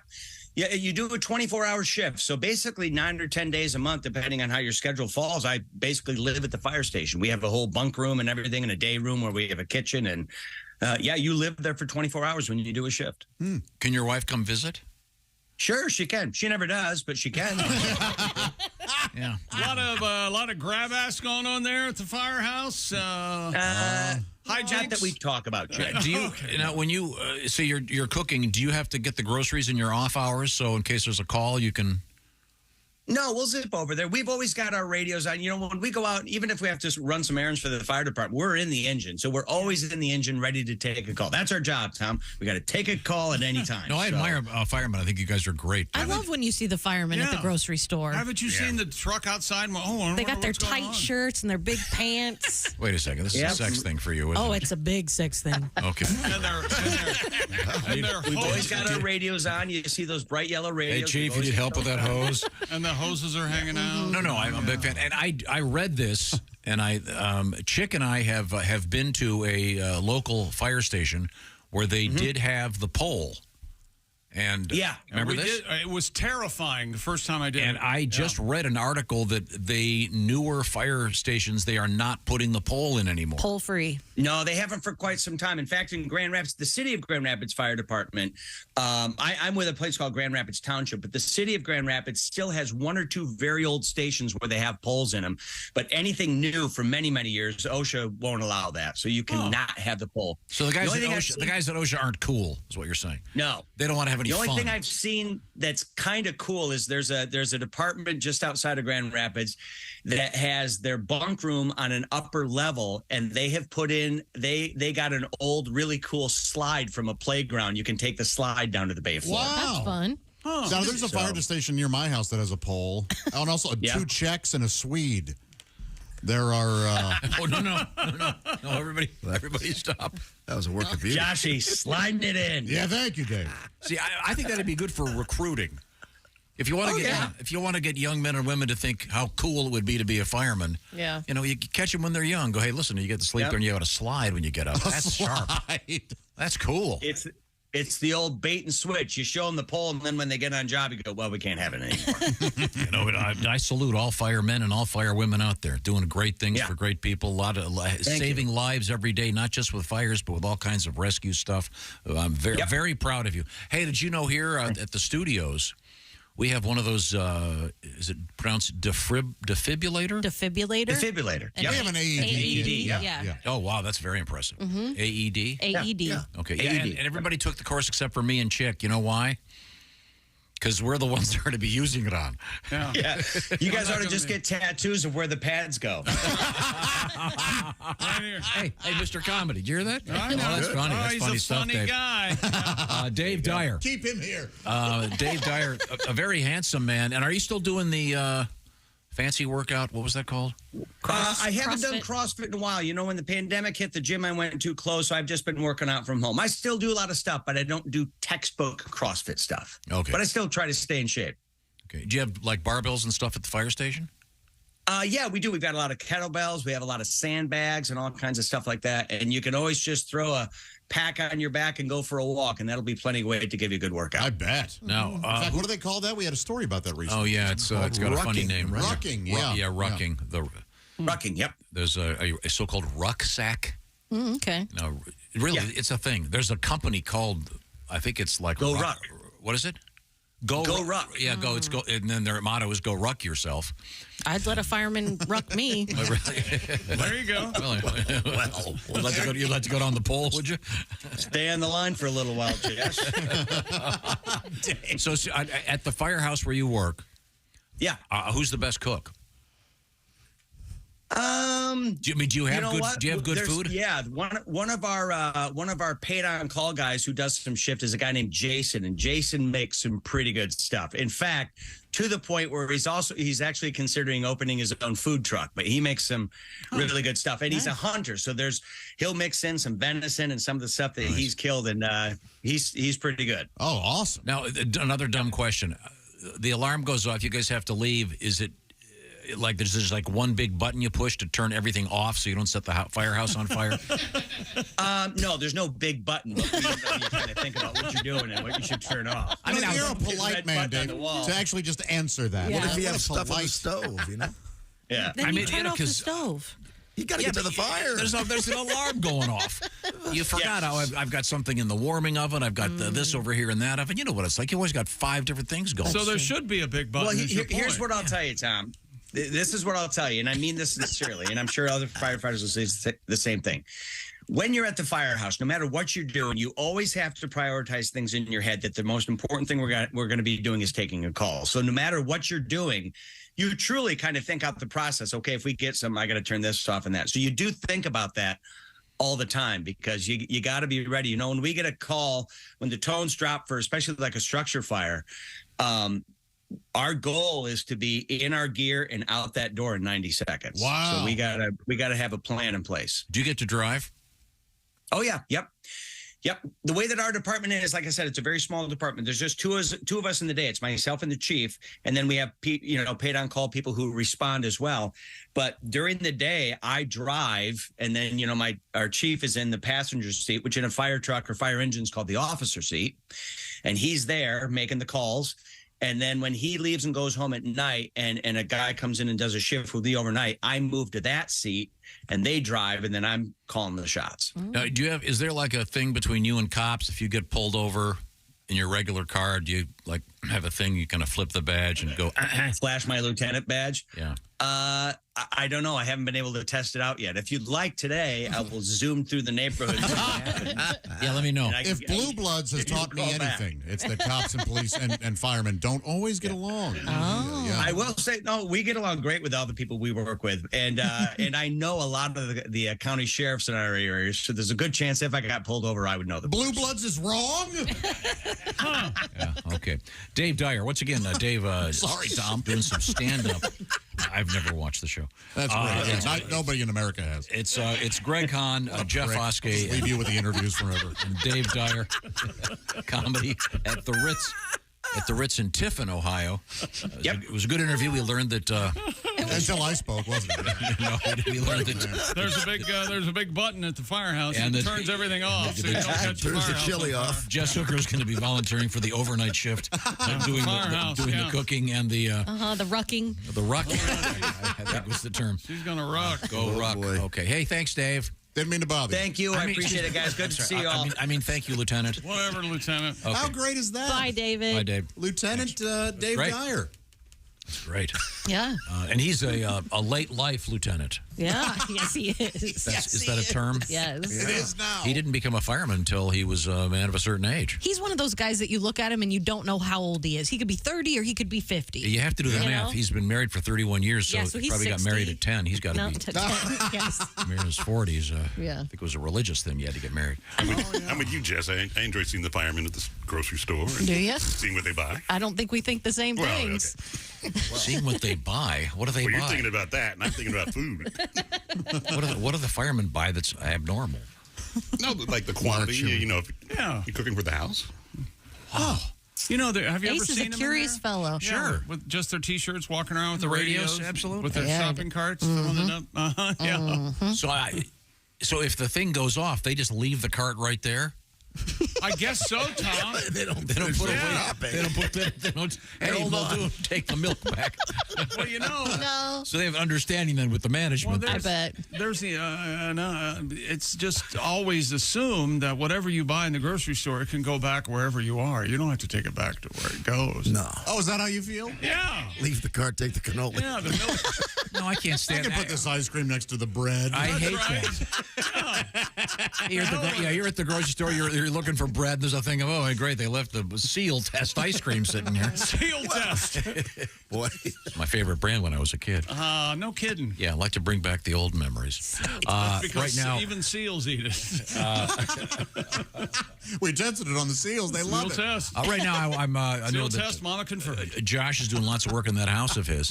Speaking of anniversaries, it's almost, the 4th year anniversary of you owning your own home? Well, yeah, that's right, Tom. You just taught us, though, Tom, and we don't care what Josh says. I can do...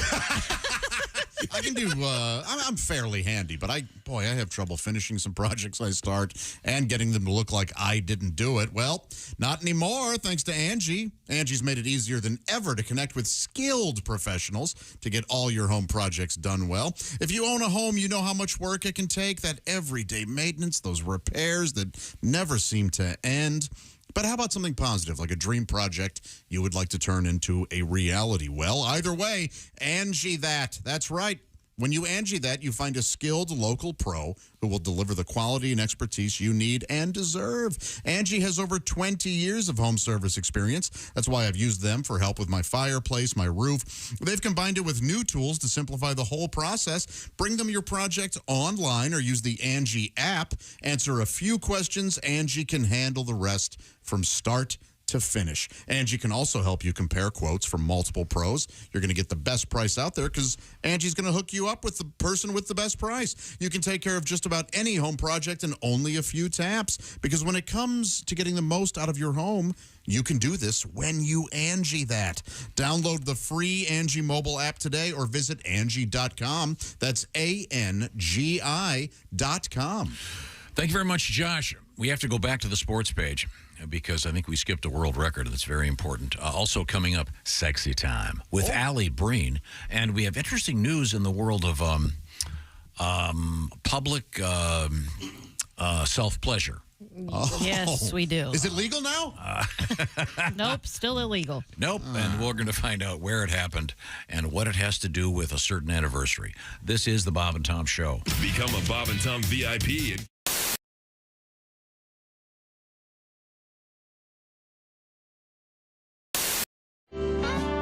Last time you were here, Eric, you impressed us with your musical skills. You that's right. You are a manualist. Manualist. I am. Now, for those that don't know what that means, Manualism is the art of manipulating one's hands to make. There you go. To make that sound. That wasn't me yet. I didn't. There we go. You must be. Sorry, excuse me. You must kick ass at parties. That was my no hands. Yeah, I know the chicks dig this. Yeah, I know they do. Yeah, if you're at a party. Yeah, this is my go-to on a first date. I'm gonna say, if you're at a party and you see Eric and there's a big group of guys hanging around him, this is what they're doing. Wow. They're looking for that, and then my Dungeons and Dragons kit too. I'm doing that. So, give us a sample. All right, there you go.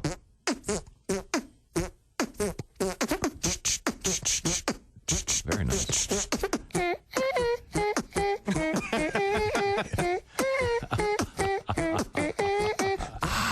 Push it. I see the group of guys laughing now at the party. What? Wow. While the girls are all over there rolling their eyes. That is amazing. Have you ever been laid doing that? I'm gonna play a new song for y'all. See if you like it. See if you like it. All right. And be sure and Bob go ha ha ha like you do. Yeah, I can do that. Well, I was just getting ready to do that after I saw your picture. That looks pretty accurate. Yeah,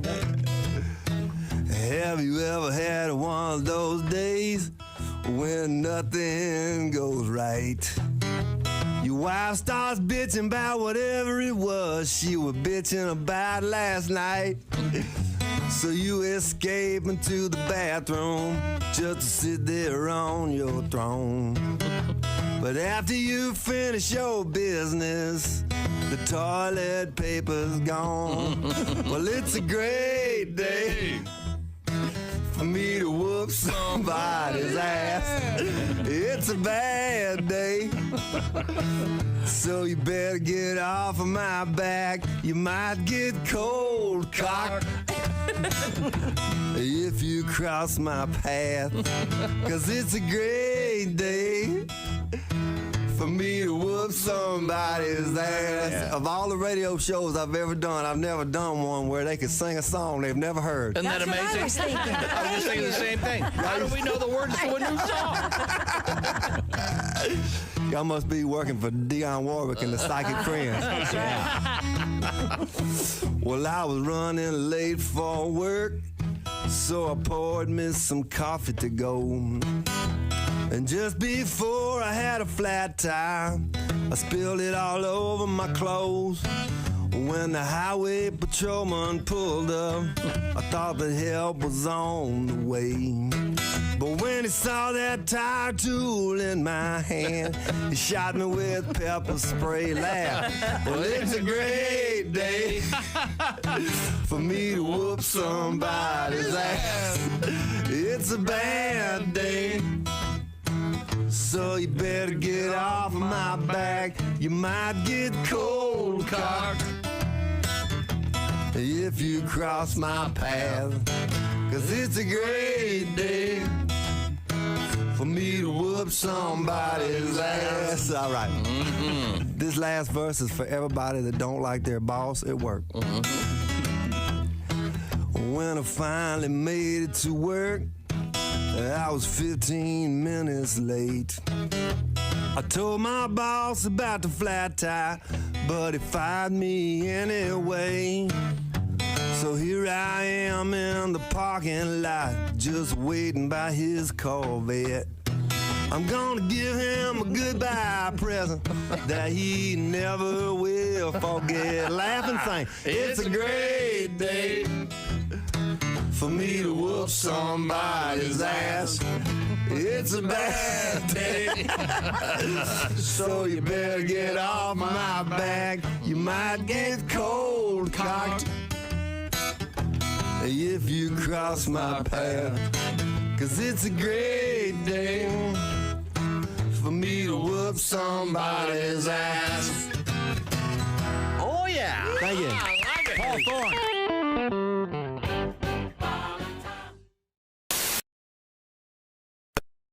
I knew that was coming. And he goes, what? Yeah! I'm going, oh man, that's one of my best riffs ever. Falling on his deaf Gaelic ears. Yeah. Yeah.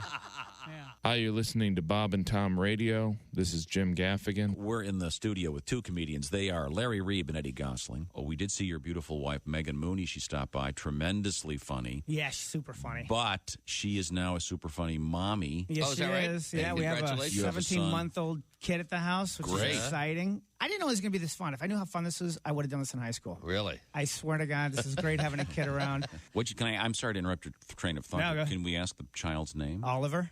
Oliver, is that a family name? No, we just went Like Oliver, the play? Oliver Gosling, which sounds kind of British. I want to pretend like we are British, around him for 12 years, and then when he's 13, be like, we're jacking with you, right? Everything's in miles. What are you, an idiot? Come on. He has the accent, and everybody goes, So I'm not the chimney sweep, eh? Exactly. No, you're not, son. Oh, you should speak in when he starts. Just around him the whole thing. The whole thing. I've already got a little powdered wig and a vest for him, little cane. yeah. I'm a little baby. Sometimes candy makes my teeth rot. Jogging around the house. Love it. Love the British accent for no reason. Oh, yeah. Love it. Always love it, right? Got to pick a pocket or two. That's right, man. I'm going to get back to the flat, have a spot of tea, and think on this, Poppet. I don't even know if Poppet's British, but it was in the Pirates of the Caribbean. So How come all my friends call it the trunk and we call it the boot? I feel like I'm a little strange. But it's strange living back in America, I mean, America's like a foreign country to me in a lot of ways. Why? I don't know. Things are weird. I have friends that don't eat bread anymore. Everybody's on a low-carb diet. Well. And Jesus said, take this bread and eat it. It is my body. And the disciples said, Jesus, we're all on low-carb diet. We appreciate you dying for our sins, but we're all trying to slim down a little bit. We want to look good in the painting. Hey, welcome back to the Bob and Tom Show. There's Jess Hooker at the news desk. I'm texting Pat. Godwin? We talk about you guys. There's Pat Godwin at the performance Lack center? of performance center today. We're getting another song. Poor performance. Yeah. There's Josh Arnold. This is shocking. Tom, did you know that Jess and Pat will just sit here in front of us and text about us? Oh, that's exciting. Making fun of us. He's We're setting up stories. Honestly, Pat's my best girlfriend. He is. There's Ace Cosby. Hey. I'm Chick McGee, and here's Tom Griswold. Well, thank you very much. We were talking about this. We were just speaking to Dave Dyer, Lieutenant Dave Dyer, fireman and comedian. Oh, really? Yeah. Dave is going to be part of a special show featuring Greg Hahn and Jeff Oskay. This is not to be missed. At the Ritz in Tiffin, Ohio, Saturday, October 7th. There is no reason not to go to this show. This is going to be great. You know, the Tiffin High School, they're the Overs. You know that, right? Oh, they are? The what? They're the what? The Tiffin Overs. That's not true. Oh, I see. Like tipping over. Yeah, only it's Tiffin. Yeah. I didn't get it. I'm so sorry. Okay, this is how it's going to be now. Yeah. For all of us. For all of us. Yeah. Sorry. Oh, no more fun. No. No more fun. Get comfortable. Everybody, just give me a guide so I know. Out of the pool. Give me a fun guide. I'm doing a Blue Blood song. And it's all my fault. Now, we were discussing various aspects of Mr. Dyer. Lieutenant Dyer's exercise program. All right. And he famously lost a ton of weight and became super fit doing CrossFit. Oh, really? CrossFit. He used to be a fat fatty. Jess is in on it. He was rather stout. Chunkles. He looked like a freezer. Remember that? But he's in great shape. And he did it with CrossFit. He was a big fan. And speaking of exercise, I just asked him about that, and he mentioned. What's your point? DB. Is that dick breath? Is that what you're calling me? Oh, I thought it was just douchebag, but It was, but there's lots. Either one's funny. All right. He was talking about how for exercise, sometimes the firemen and the firewomen will pop on a pack and walk around, and you mentioned that's like rucking. Yeah. And that is a thing.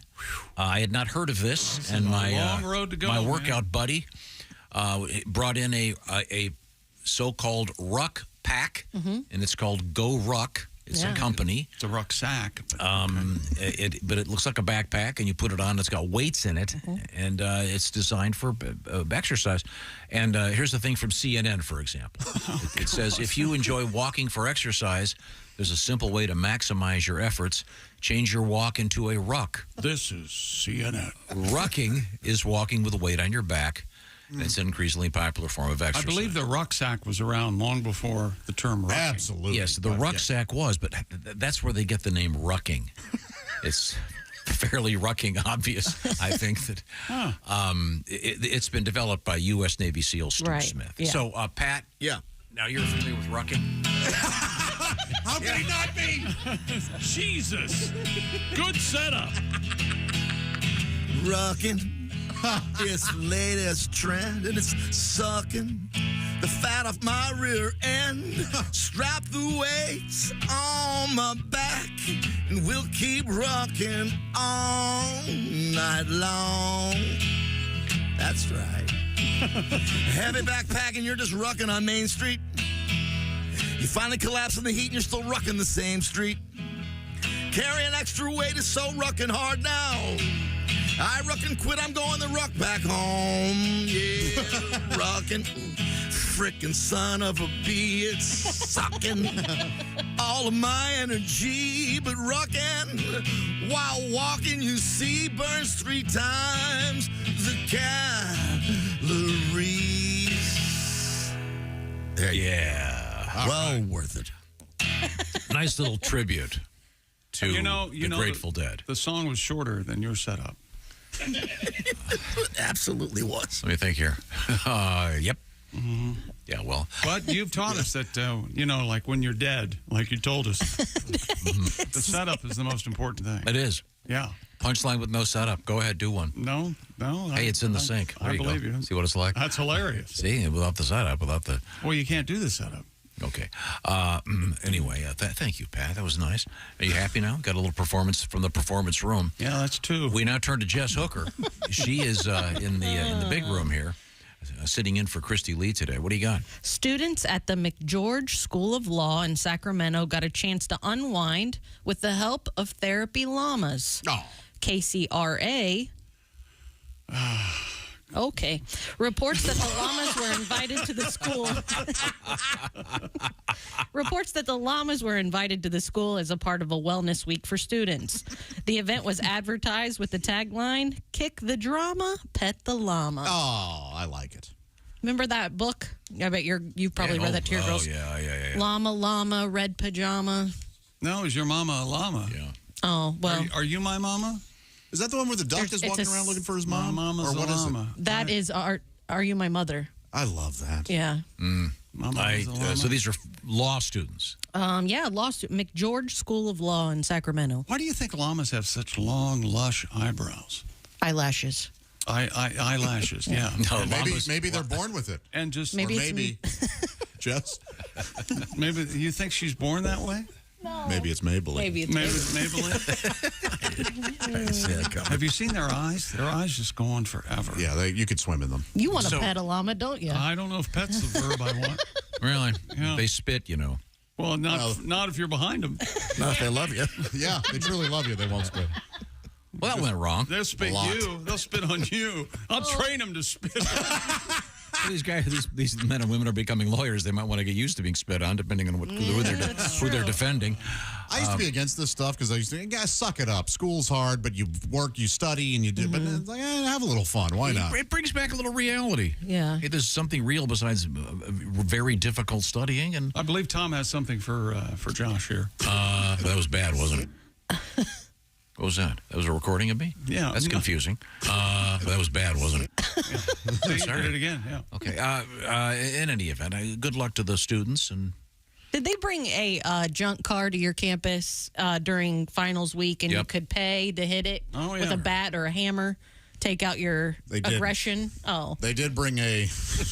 They did something way much of a bigger bummer. Yeah. Hooker? No, they brought this trashed car, and it was like part. And we were like, "What is this about?" And they brought us all out, and they go, "This is from an actual drunk driving." They did that to us in high school. Yeah. Thanks. Same here. Yeah. We'll. But did you guys have to put blood on you and sit in the car and do a reenactment? Other kids did. Yeah. And we had to. They did that. It was a part of DARE. It was a part of the DARE program. They're like, look, they're dead. And it was Yeah. like, oh, geez. Or no, maybe. Poor kid. No, it was sad. Students Against Drunk Driving. Yeah. I mean, it was all important stuff, Yeah. but it was just like, there's a better way to. Yeah. Wow. That's how the movie starts. And then a year later, everyone in that car. No, don't. Oh, yeah. Oh. But you guys had to grow up with the film strips, didn't you? The really graphic blood on the highway. Yeah. Real accidents, I think one of them was called Blood on the Highway. Something like that. I think so. Yeah, we had the one knocked up in the back of a Dodge. I bet you liked watching that one, didn't you? That was a great movie. And from what you told me about that Sharon put out. You can talk all you want about Sharon, but she puts out. Yeah. I mean, in one scene, she knocks that dome light off the ceiling. Well, that was an effective break. Enthusiastic. Coming up, we've got Sexy Time with Alli, Breen, and other delights, including we have a special world record we have to get to, so we're going to return to the sports desk when we come back. Well, once again, in the words of Mussolini, I thank God this isn't a democracy. Is that what he said? Yes. This is the Bob and Tom Show. This is the Bob and Tom Show. Text us.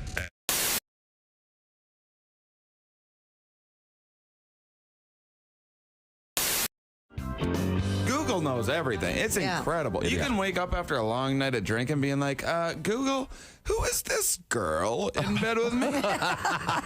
Google will be like, do you mean who is this guy? Don't you mean? Oh, no, Google, what did I do last night? Do you mean what didn't you do? Yeah. Wow. Yeah. I like technology is crazy. I like Amazon.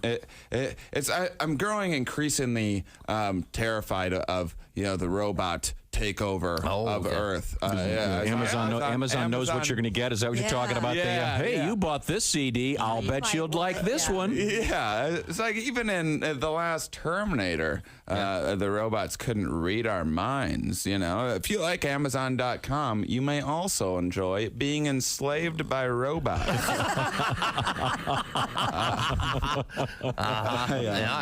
Yeah. You're right, though. Yeah, it's like having robots. Amazon does suggest stuff for you. I like the spammers that use like they always use like a common name like Steve. Some generic subject like been a while. They try to pretend like it's someone or whatever. And I open it up. It's like, do you want free porn? Like, well, only a dear friend of mine would know how much I enjoy free porn. Click. My computer just explodes. Yeah. Thank you, Steve. Go buy a new one. I email him back. I'm like, dear Steve, thanks so much for trying to send me a free porn. Damnedest thing, my computer exploded. Could you please resend? Damnedest thing.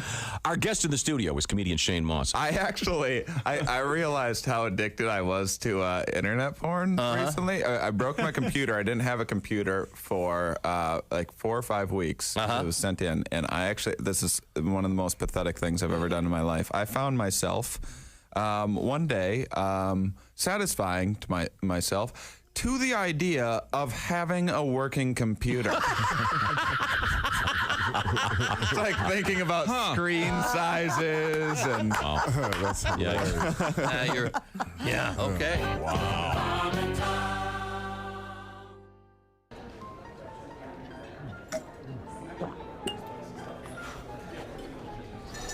You took my breath away from the moment I first saw you. Will you marry me, Dolly? She said yes! She said yes! It's not a real person. It's not a real diamond. Real, natural, earthborn diamond. For your real love. From a real jeweler you can trust. Steven Singer Jewelers. I had a moment where my girlfriend thought she was pregnant. And by the way, ladies, if you suspect that you're pregnant, tell the guy during the day. Don't wait until you're about to go to sleep. Oh. Because that's what she did. She's like, I have a cramp. I might be pregnant. Good night. I'm like, no. Good night. I don't think so. I go, well, let's find out. Well, what are you going to do? So I, hauled butt to Walmart. Yep. And got a test. Got myself a little test. Doctor in a box. 2 o'clock in the morning. And of all the times to get recognized, You know, I walk into Walmart in the night shift. Hey, Fluffy! I'm like, oh, great. What do you need? A miracle. All right, here's some tickets to a Grateful Dead concert. Right. So I found the aisle where they sell the pregnancy test, and I realized something. Walmart has figured out the evolution of how life works, and they put it in aisle 4. As soon as you turn the corner, you see condoms. Then you see lubricant. The next to the lubricant, you see pregnancy tests. The next to that, you see Pampers. Next to that, formula. And at the end of the aisle, they sell beer. It's a full circle.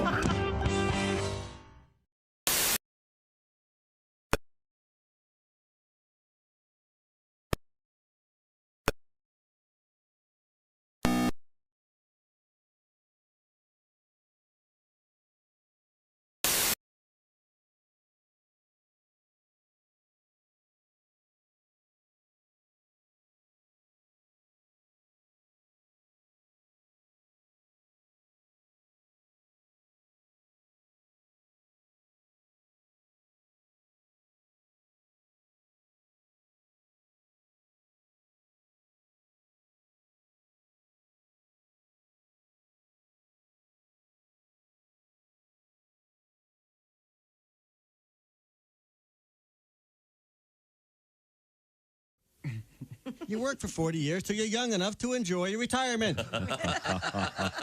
to college, you do drugs, alcohol, you party, you get ready for high school. Go to school, you become a kid, you play, you have no responsibilities, become a little baby, go back into the womb, spend your last 9 months floating. You finish off as a gleam in somebody's eye. Oh, nice. Bravo. That's perfect. Hi, this is Rodney Carrington, and you are listening to Bob and Tom Radio. Comedian Greg Fitzsimmons has joined us in the studio. You're a New Yorker. Yeah. How's that going? New York's good. Not bad. It's a strange place because no matter where you work or what you do, you come in contact with freaks. You know, I worked at a gas station for a couple of years, and the guy I worked with, strange man, former porno movie star from the 70s. Really? Yeah, he'd get confused every time he'd fill the tank. Halfway through, he'd pull it out and spray it all over the car. We lost a lot of good petrol. Pizza Hut, apparently, is going to start delivering cold beer along with their food. No kidding. They started the testing beer delivery program in Phoenix, Arizona. And it passed with flying colors. Yeah, everyone took it. Yeah. So how do you prove that you're of illegal age? The company told Fortune magazine it plans to expand that. I'd like a large pizza, please. And 40 beers. Right now, Killer Bees joins us in the studio. Bees, how you doing? Real good, man. I get up see a ya. shopping list over here. My wife's eating in bed now. She's at that part of the pregnancy where they crave all this food. Some people have mirrors over the bed. We got a sneeze guard. Sleeping on those Posturepedic Sealamil, man. Hey, you ain't lived till you're making love, and your wife says, "Go slow. I'm spilling my chili." They don't say we didn't warn you. There's laughter ahead. You guys want to grab lunch? We can't go anymore. Holy That's a cow. good day's work, everybody. This is Bob and Hey, welcome back to the Bob and Tom Show. At the news desk, it's Jess Hooker. Hello. There's Pat Godwin in the performance room. Hey, chick. Jessica Alsman joins us. Hello. There's Josh Arnold. Hi there. Ace Cosby's here. Hey. I'm Chick McGee, and here's Tom Griswold.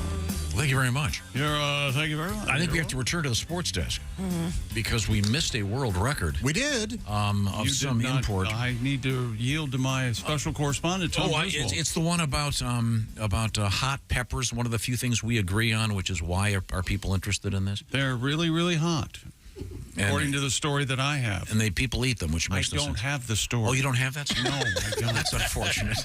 I was trying to tell you that. Oh, sorry. That means I have to dig it up. Yeah. Well, why don't we just wait then and do it tomorrow? Okay. All right. Okay. Oh, I thought I printed it. I'm so sorry. Jeez. Don't people die eating those really, really, really hot peppers? This is, this guy ate the Carolina Reapers, I think. Yeah. Yeah. He ate. It's not worth it. No, it isn't. A kid just died a couple of weeks ago from eating one of those chips, apparently. The one chip challenge. Yeah, man. And, does that impress a woman? No, If you go, hey, watch me eat this. not at all. No.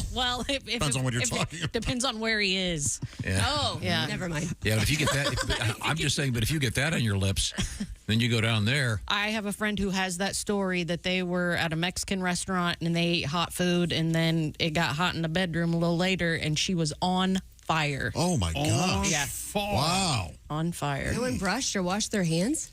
I guess not. Jeez. Those margaritas. Yeah. Tom, do you remember this story, or is this an urban legend where in some like Mexican prison they were right off the bat? Totally true. My Mexican prison. First thing I think is urban legend. Like there were peppers being used in some of the food that was being served. Yeah. And this guy over the years slowly would wipe some of the pepper juice on the bars and eventually was able to break the bars and escape. Like the acidity. Yeah. Huh. You could probably do that with Mountain Dew. That's true. Yeah, probably. That'd be great. Oh, that's probably also true. I don't know, but that's a great story, though. Yeah. I doubt if it's true, but who knows? Speaking of stories, the online dating site Tinder is launching a new $500 per month subscription plan. What? It's called Tinder Select. The invite-only membership is being offered to less than 1% of the dating app's users.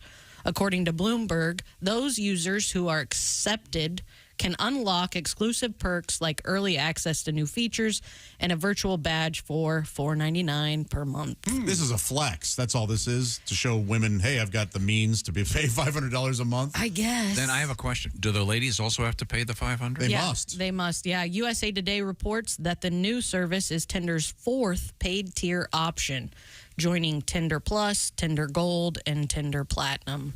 The memberships include direct messaging to people without matching first, up to 2 times a week. Wow. I don't want that. I wouldn't think anybody would. No, a profile with an unblurred photo that is prioritized on other users' likes you grid for 1 week. I don't even know what any of this means. I don't know what It's that like you're is. buying an ad on Tinder, like, oh, if you think that guy's cute, check me out instead. Oh, like, wow. Really? I bet. This is Also, creepy. the name Tinder Select, it sounds like a dog food.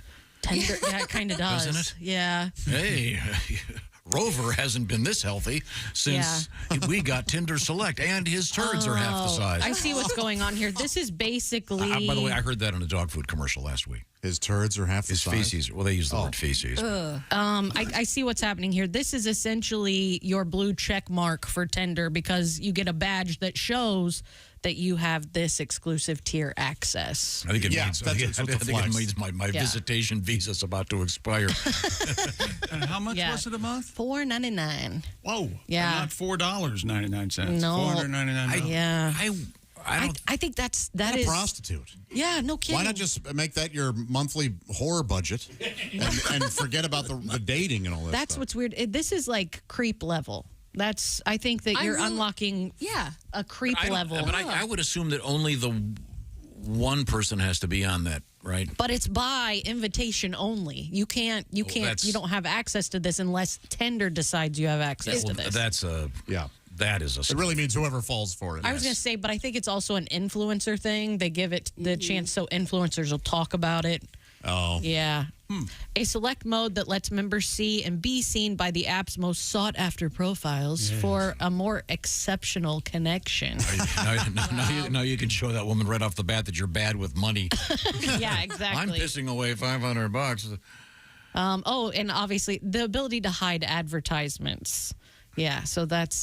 Tinder has ads? Yeah, apparently. Other dating apps have also been offering more expensive tiers in recent months. Hinge recently added Hinge X for what's Hinge? Hinge is I don't know about any of these, to be honest. I can't speak on them. Does it have something to do with doors? I don't know. Bumble is Bumble's for clumsy people. Bumble is yes, it is. Considering a new tier that'll be $60 a month, and Grindr is also planning to add more platinum offerings. Grinders for people who ride the subway and hoagie lovers. That's right. Is Grindr for those that don't like lubrication? I think Grindr's for gay men, right? Yeah, it is actually. Ooh, yikes! Pat, what do you think? I think return to Tinder. Yeah. Return to Tinder. I spent $500 on a dating app. And bright and early each morning, I check the traps. She texted to me, return to Tinder. If you like, swipe right. And now our pretty little lady wants to hook up tonight. She doesn't look like her photo, but then again, neither do I. I'm really 10 years older, I tell her. She says, I'm a guy. Oh, spent a lot of money to get a lady in bed. I meet a new girl at her place. The trailer's filled with Sudafed. She's going to blow. Return to bartender and chatting up girls at the bar. Yeah, I'm going old school. And now we're making out in my car at Trader Joe's. He loves the car. He does. Thank you. There's so many very specific dating apps. Yeah, farmers only, Christians only. It's a good thing. Yeah. I like the one for lumberjacks. Timber. Yes, that's lumberjacks and Jills to find their true timber. All right. All right. Halsey, you ever been on a dating app? Have you ever? I haven't, and it's terrifying. Like, I don't know what I would do. Yeah, me neither. You've never been on one? My sister signed me up without my knowing once. And, which one? I don't even know. I actually don't. I think Bumble. I think that's the one where girls pick or something. I don't know. Two of my friends got married. Off Bumble? Yeah. Good. Together. That's nice. In fact, I did the ceremony. Oh, that's nice. So they're not legally married. Well, it doesn't count. Don't tell them that. And they're still together, right? Yeah. Oh, that's great. That's good. Yeah, but before they got married, I was at an event with her, and she was showing me how Bumble worked. She was going through the various men there. Yeah. That's so interesting. You got guys posing holding fish. That's a big one. You've got guys with their trucks. Yeah. Guys holding guitars. Yeah, that's a good one. Pat, you were on a bunch of these. A bunch. I was on one for a week. Plenty of fish? No, Tinder. Oh. What was your photograph? Me in like in a winter jacket. Was it in black and white? I thought we were having a conversation. with your best friend. In Pat's defense, were you holding a copy of they Saturday Evening Post? They didn't have color when he took the picture. That is absolutely true. It was all, It was all black and white photos. Yeah, me and Lincoln. It was a daguerreotype. Old. And Matthew Brady took it. I thought you were on these a couple times, no? Tinder, 1 week. Oh, okay. How did it go? I met Paula.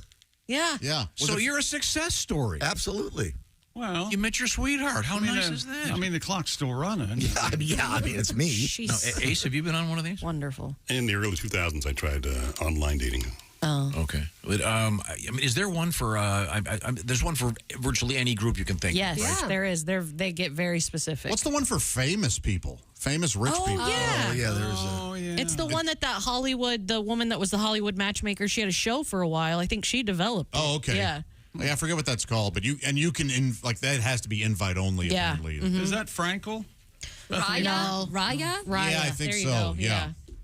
Yeah, that's crazy. I believe Schumer and her husband met on that. Oh, that's fun. Yeah.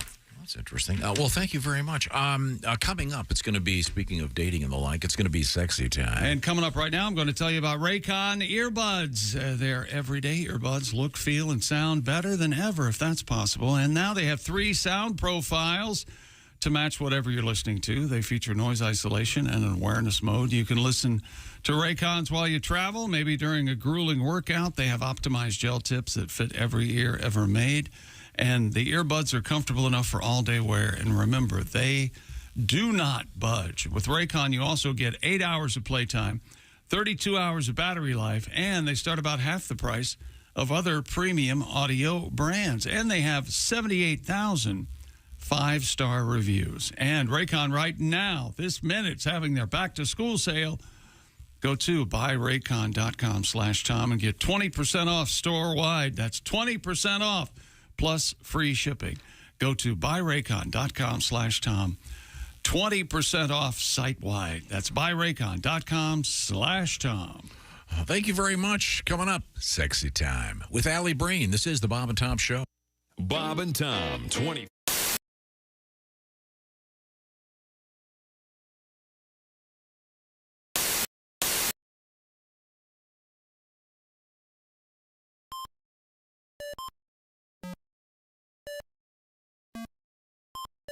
Hey, did you enjoy those videos played in that break? Check out the Bob and Tom YouTube playlist for more great stuff.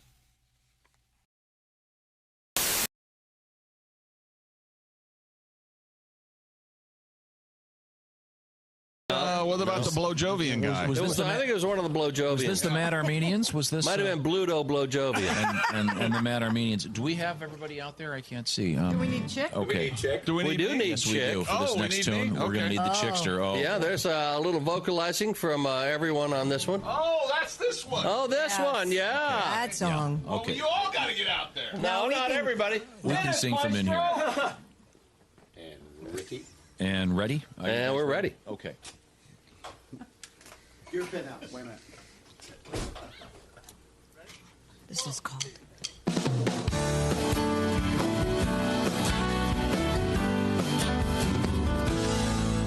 Dear Penthouse,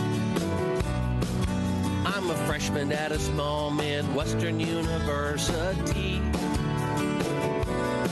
And I never thought something like this could happen to me. When my teacher with the dynamite ass asked me to stay after class, and she started to undress. Can't forget the statement she made. If you drop your pants, I'll raise your grade.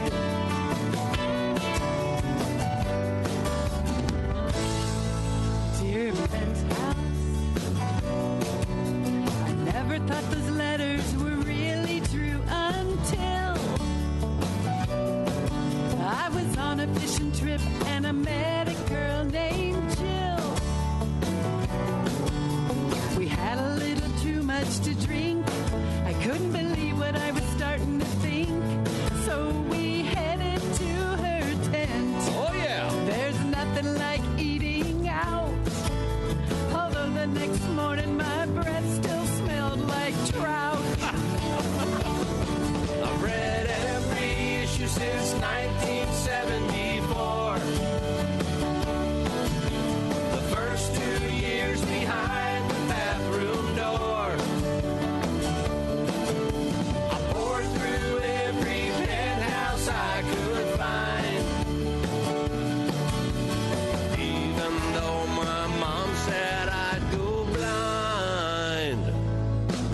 Dear Penthouse, I'm a seaman first class at an overseas naval base. It's been 7 long months since I've seen a woman's face. When I saw your recent issue, I bought a box of Kleenex tissue and I locked the barracks door. Thanks to you, I've gotten a grip. Please excuse my jerky penmanship. Read every issue since 1974. The first 2 years behind the bathroom door. I poured through every penthouse I could find. Even though my mom said I'd go blind. Dear Penthouse, doing sports on the radio has always been my job. I never wanted a man until I noticed Bob. His laugh fills me with desire. His bun set my loins on fire. And I dream about the day he says, "Chick, let's get undressed." Name and address withheld upon request.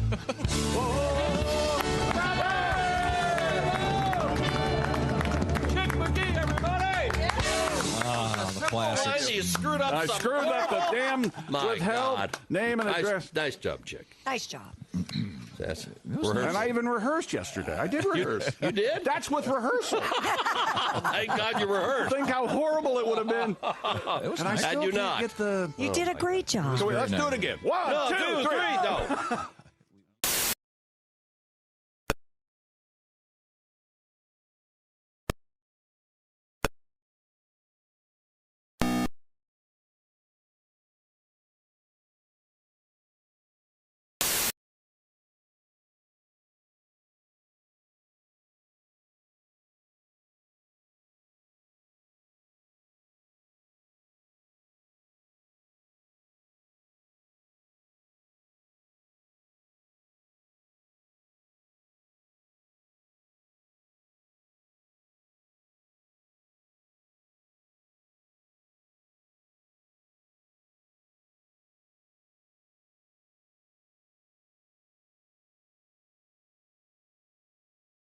Back to the Bob and Tom Show. Jess Hooker at the news desk. Hello. There's Pat Godwin in the performance room. Hey, chick. There's Jessica Alsman. Hi. There's Josh Arnold. Hi there. He's at the I Hate Steven Singer sidekick chair. There's Ace Cosby. Hey. I'm Chick McGee, and here's Tom Griswold. Well, thank you very much. You're welcome. Now, we have a special guest joining us in a matter of moments. She is the lovely Alli Breen, and the question always is, where's Alli? Okay, wait a minute. If someone want to guess here, That's a bathroom.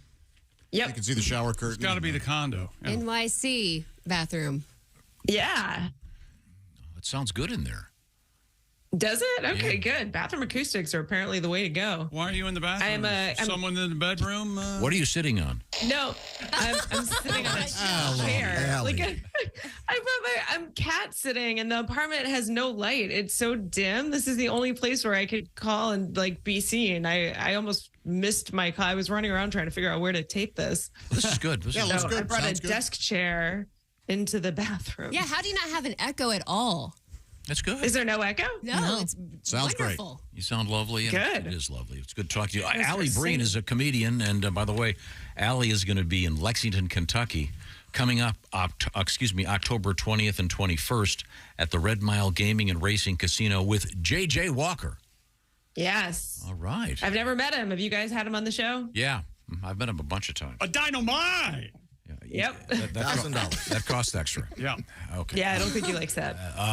No, he will do it, but it costs extra. I'm serious. Oh, gotcha. If I were kidding, I'd tell you. Now, the way the show works, it's called Sexy Time. And folks write Alli with their love troubles, and we as a group tend to try to help. It's usually a failure, but let's give it a shot. What have you got, Alli? Dear Alli, my wife and I stay in hotels a lot. Because of my status with hotels, I get free breakfasts, which can be like a $70 value. They stop serving at a certain time, so she always sleeps in and misses it, then charges her lunch to the room like 30 minutes later. Oh, my it actually God. infuriates me. I have the money, but I hate wasting it. What should I do? What a selfish whore. You gotta go get breakfast for her and bring it back to the room so when she wakes up, Yes. it's there. Look at Josh's face. You don't think so? Josh? I don't know here. I mean, no, it's not his responsibility to get her breakfast if she's not getting up in time for it. But at the same time, I don't know that I'd complain that much about her ordering lunch. Yeah, that's What if it's like you had to order lunch at 10:30? That seems Alli, a little did you say early. wife? Yeah. Wife, yeah, it's they're married, so Dude, you gotta suck And Jess this has a up. good point. It's like killing two birds with one stone because then he can act like a romantic too. He can be like, "Look, sweetie, I brought you breakfast in bed." Yeah, look, I've got some cold eggs, freezing pancakes. Yeah, there's a microwave in the room. yeah. That's you know what? There's a microwave in the room? Sure, that's Usually. that's worth a try. No. Tom, you are exempt from this conversation. You don't like. You're one of the 5 people on the earth ever that doesn't like room service. I hate eating in a hotel room. I don't know, man. If $30 isn't worth your piece, I don't know what to tell you. It's your wife. Yeah. And it's $30. Wives do annoying things. Husbands do annoying things. This is one of those things I think you just have to live with. You're on vacation. Ace, you want to weigh in on this one? Dumper. Dumper. Okay. Thank you. Yeah. Wasting Very money. effective. Wasting money. Sound Wasting reason. money, Wait, right, did he ever try to wake her up? Like, hey, get up. And then it's like, oh, sorry. But now that you're up, let's go eat. No, that's not going to work. Oh. It's just, I was gonna say if just that were bite- me, that bite would the make me bullet. so annoyed. Yeah, eat the Who, Cracker. who skips the hotel breakfast? I do. Yeah. It's I nice. love There's it. always good restaurants somewhere else. Do you ever go down to the lobby and have their the continental Depends. breakfast there? Sometimes it's fantastic. The eggs out of the carton. Oh, yeah. Depends on the hotel. It The ones that absolutely have does. the waffle maker. No. Yeah, the waffle maker's always worth waking up for. Kids, your girls would love the waffle maker. They'd go bananas. You make your own waffles? Yeah, and they usually have the Dixie yeah. cups with the batter in there already. Yeah. I was confused. Oh, that sounds very exciting. But you're not a waffle guy. You like pancakes. I prefer pancakes, but I'll have an occasional waffle. You are an Buffet Vanilla pancakes flavored usually. syrup sometimes. Yeah, Alli, It's delicious. I hate breakfast in bed. I don't like room service. I can't stand having food in the room. No, it's awful. can't stand Such a romantic food in Yeah. the room. It's not romantic. There's nice restaurants. You're in some great town. Go enjoy the restaurant. Don't have some crappy old food brought up from down below. And In your defense, the more meals I'm having in bed, I know that the more depressed I am. That's usually a good gauge for me. So, yeah. I don't like eating with my legs thrust straight out. Yeah. With that stupid tray. Oh, I just spilled coffee all over. It looks And like there's not anybody to talk to. Looks like a fecal stain on my sheets now. Like you go to the restaurant. What's good here? I don't like to look at the menu. I don't eat a lot of room service because my grandpa, as he was famous for saying, "Don't eat where you whack it." and dear old grandpa was right. Yeah. Say that on his headstone, huh? That's why you Words of wisdom. You had a kitchen, huh? He's a wise That's right. Boy, this coffee's sure salty. Feel bad for your Must be grandma. dripping from the ceiling. Next, what do we got, Allie? Dear Allie, Look what I still wanna made, please my Grandma. girlfriend. Oh, sorry. She has had a lot of partners, and my Johnson is pretty average. I'm She sorry? acts like I please her 100%. But my question is, can a guy with an average Johnson please a woman like a guy with a really big one? Yes, you can. Nope, it's impossible. I'll take this. Only some, right, Pat? You got to work harder. Yeah, it's like landing a 747 in the Grand Canyon, as a famous comedian once said. Hot dog hallway. Yeah, okay. You know where the area is actually kind of outside, so you could just use your hands and probably There you still go. please her. There- So You got this, man. Don't even worry Yeah, about I it. Don't wouldn't think either. about it. you're doing great. Keep it and- up. I wish this were the kind of show where everyone would have a fake name. Like an Ann Landers, and she'd say, "Dear Elbow Deep." We could start that if you'd like. Allie, next. Hey, Dear Allie, my Jesus. boyfriend asked if we could make a sex tape that Wait, he'd erase stop. immediately Yeah, after. can you real quick apologize to Allie? Oh, What? yeah. We are all we've none of us have liked this ever when you yell next like that, and I know Allie hates it. Next. I do feel a little sad inside. Yeah, so just hey, It's what just else real do you have? Well, maybe aggressive. if some of you would turn up the shut up factor, we could move on. Oh, my gosh. Say it nice. Say next nice. Allie, you are doing such a great job. You are such a lovely person, and the thought of you sitting there naked in that bathroom Oh, Jesus, Tom. You know what? Go back to next. Go back to next.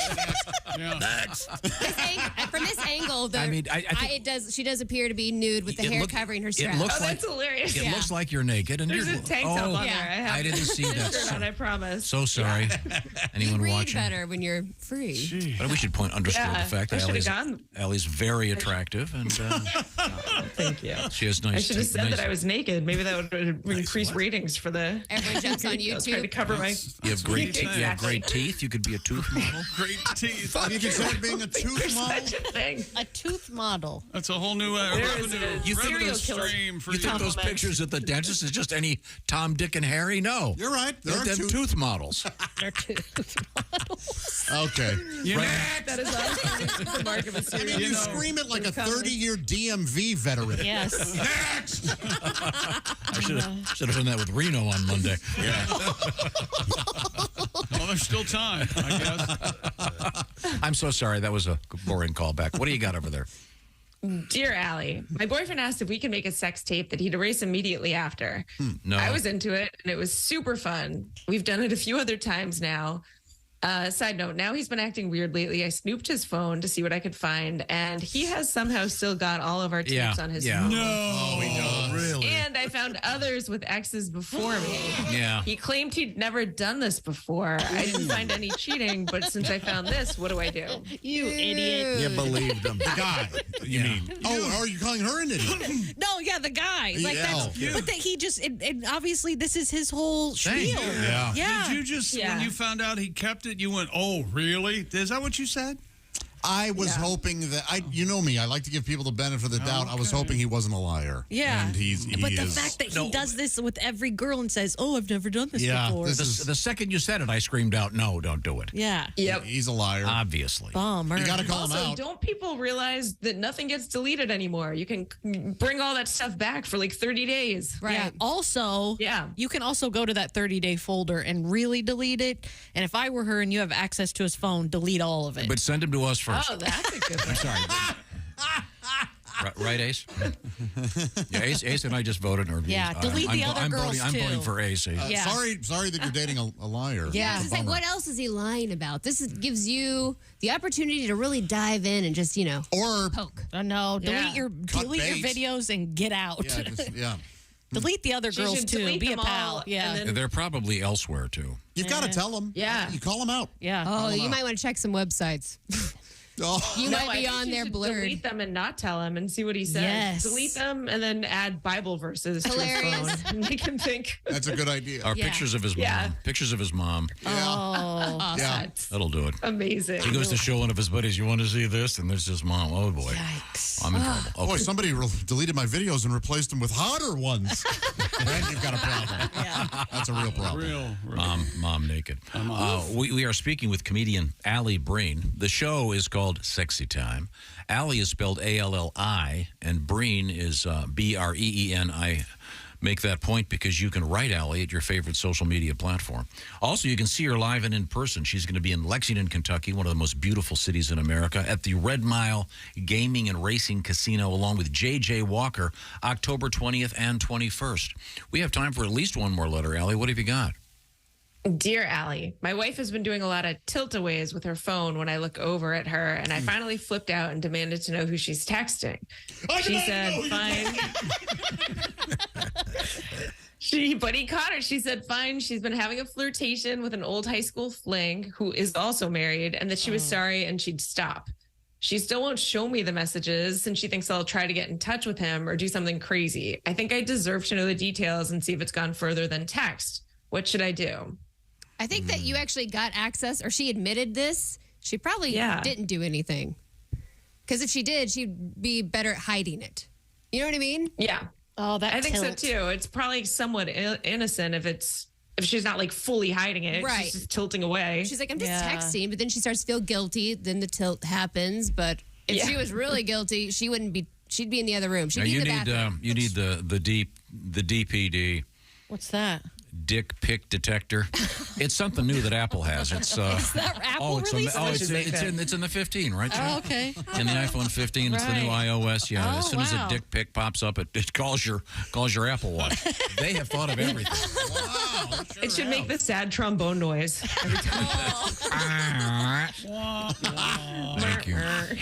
Alli, we have time for one more if you're game. Yeah, dear Alli, my wife will occasionally have sex with me, but it's on a reward system.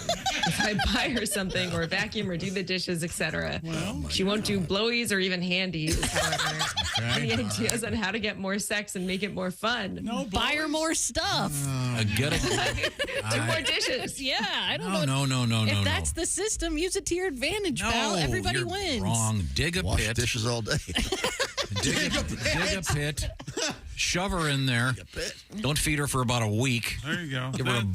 Give her a bucket to defecate in and say, okay, now. What do you think? How about a little action? Yeah. Then after a week, hit her with that. How about some action? You want a Twinkie? Yeah. Oh. Well, that took a weird turn. I may be in some kind of mood today, but every letter we've done today has bummed me out. These are like sad situations. Oh, yeah. I don't think it's sad. Honestly, in every relationship, there's some kind of system set up. Whether you acknowledge it or not, there's something. But there's no quid pro quo. In this case, quim pro quo. You're telling me that there's no transfer of goods and services between a husband and a wife in a relationship, whether you guys acknowledge it or not, it's happening. This seems to be... the further, Jess is right. I think the further you get into a relationship, the more this happens, too. But this is It's so more blatant. Yeah. No hands or blowies? Yeah. What's that about? Have you offered up services? I'll explain it to you out there. You're trying to let that fly by. Once again, Alli Breen, who at this point does look like you're sitting naked in a bathroom. We solved none of these. These were tough. So Let's go unhelpful. with that narrative. These were real I do my segment issues naked now. that we have no business I addressing. know. And by the way, I just That one guy's in love with his nanny. I want to say that the Apple thing is true. The dick pic detector is out there, and it will call your watch. Well, thanks, Alli. Alli can be reached, as I mentioned. Alli Breen is on all of the who looks like she's naked in her bathroom. Don't forget that. I want people to watch the Just video. waiting for your letters, naked in my bathroom. Tune in every Wednesday to see Alli naked. That's it. This is great sound, Alli. That's the promo. You should do it from there every time. Yeah, do it from your bathroom. I'll start doing bathrooms. Yeah, naked bathroom segment. Thanks, Alli. Maybe a shower. Bye, guys. Bye, Alli. Thank you. Now we couldn't help those issues of house and home, man, when it comes to marriages and relationships and stuff. But if you've got physical things that your home needs done, yes. That was a great segue. I will. Keep going, man. Angie has made it easier than ever to connect Angie with. is a verb now, not just a name. Yeah, you're exactly right, Chick. You can Angie that. Angie that. And what does Angieing that mean? It means you're going to find a skilled local pro who will deliver the quality and expertise you need. Yeah, That's right. Connect with skilled professionals. Get all your home projects done well. Angie has over 20 years of home service experience. They've combined it with new tools to simplify the whole process. Bring them your project online like I did. I had some issues with my fireplace and chimney. I went on Angie, found the skilled pros I needed at a great price, got that project done. You can also use the Angie app, answer a few questions. Angie can handle the rest from start to finish. Angie can also help you compare quotes from multiple pros. That's what I did. I found the best people at the best price with the best timeline. I connected with them instantly and got my stuff done. You can take care of just about any home project in only a few taps, because when it comes to Angie, getting the most out of your home is what Angie can help you with. Great. I read the line backwards. When you Angie that, you are going to be very, very satisfied. Download the free Angie mobile app today or visit Angie.com. That's ANGI.com. I trusted them and still do. You will too. Thank you very much. I want to remind you that we had another winner. Week 3, it's Alex Virgil. She won a Big Green Egg Mini Max, our best entry for Week 3 in pro football. She got 15 of 16 games correct. The official start of Week 4 is Thursday night, so you've got plenty of time. Just enter and pick all the winners. That's what you got to do. You don't have to worry about the spread or anything else. You will get to participate in the Shoe-In of the Week with Chick McGee, which we'll probably be doing tomorrow with Ms. Virgil. That's right. We look forward to that. Thank you very much. Get those in, bobandtom.com/contest. This is the Bob and Tom Show. For a complete copy.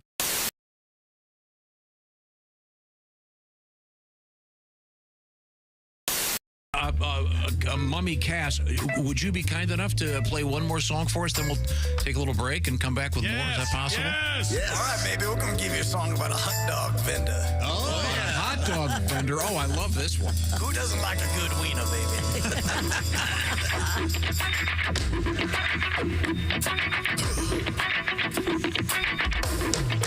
Here we go, baby.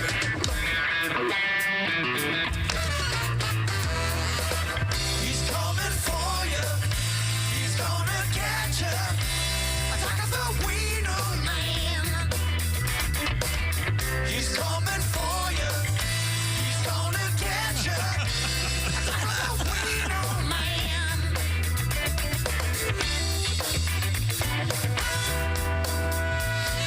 Late at night when the bars are closing, the alcohol takes its toll and the drinkers need the favorite blender. I taste the street of sausage splendor. Oh, little man behind the car. The police can't catch him cause he's way too smart. The smell of mustard in a big umbrella. Hunter Grant's got the perfect cover. He's coming for you. He's gonna get you. Attack of the wiener man. He's coming for you. He's gonna get you. Attack of the wiener man.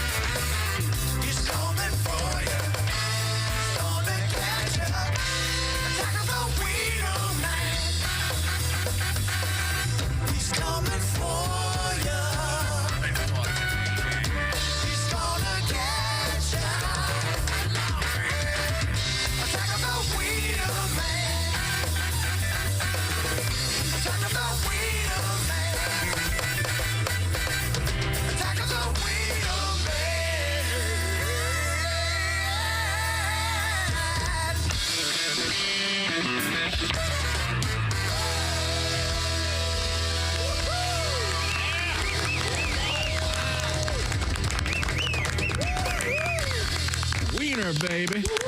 Oh, that was just brilliant. You got to see the Mummies just to see the choreography. I just wish they played better. What's the problem? A little tighter. Holy hell, yeah.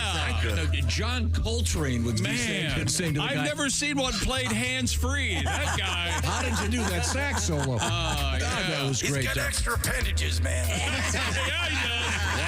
he does. Oh, wow. That's just brilliant. Hi, everybody. Chick McGee here from the Bob and Tom Show. I want to tell you about the NFL season coming up. We got together with the folks at Big Green Egg, and each and every week, you're going to have a chance to win a Mini Max Big Green Egg during the Pigskin Pick'em program on the Bob and Tom Show.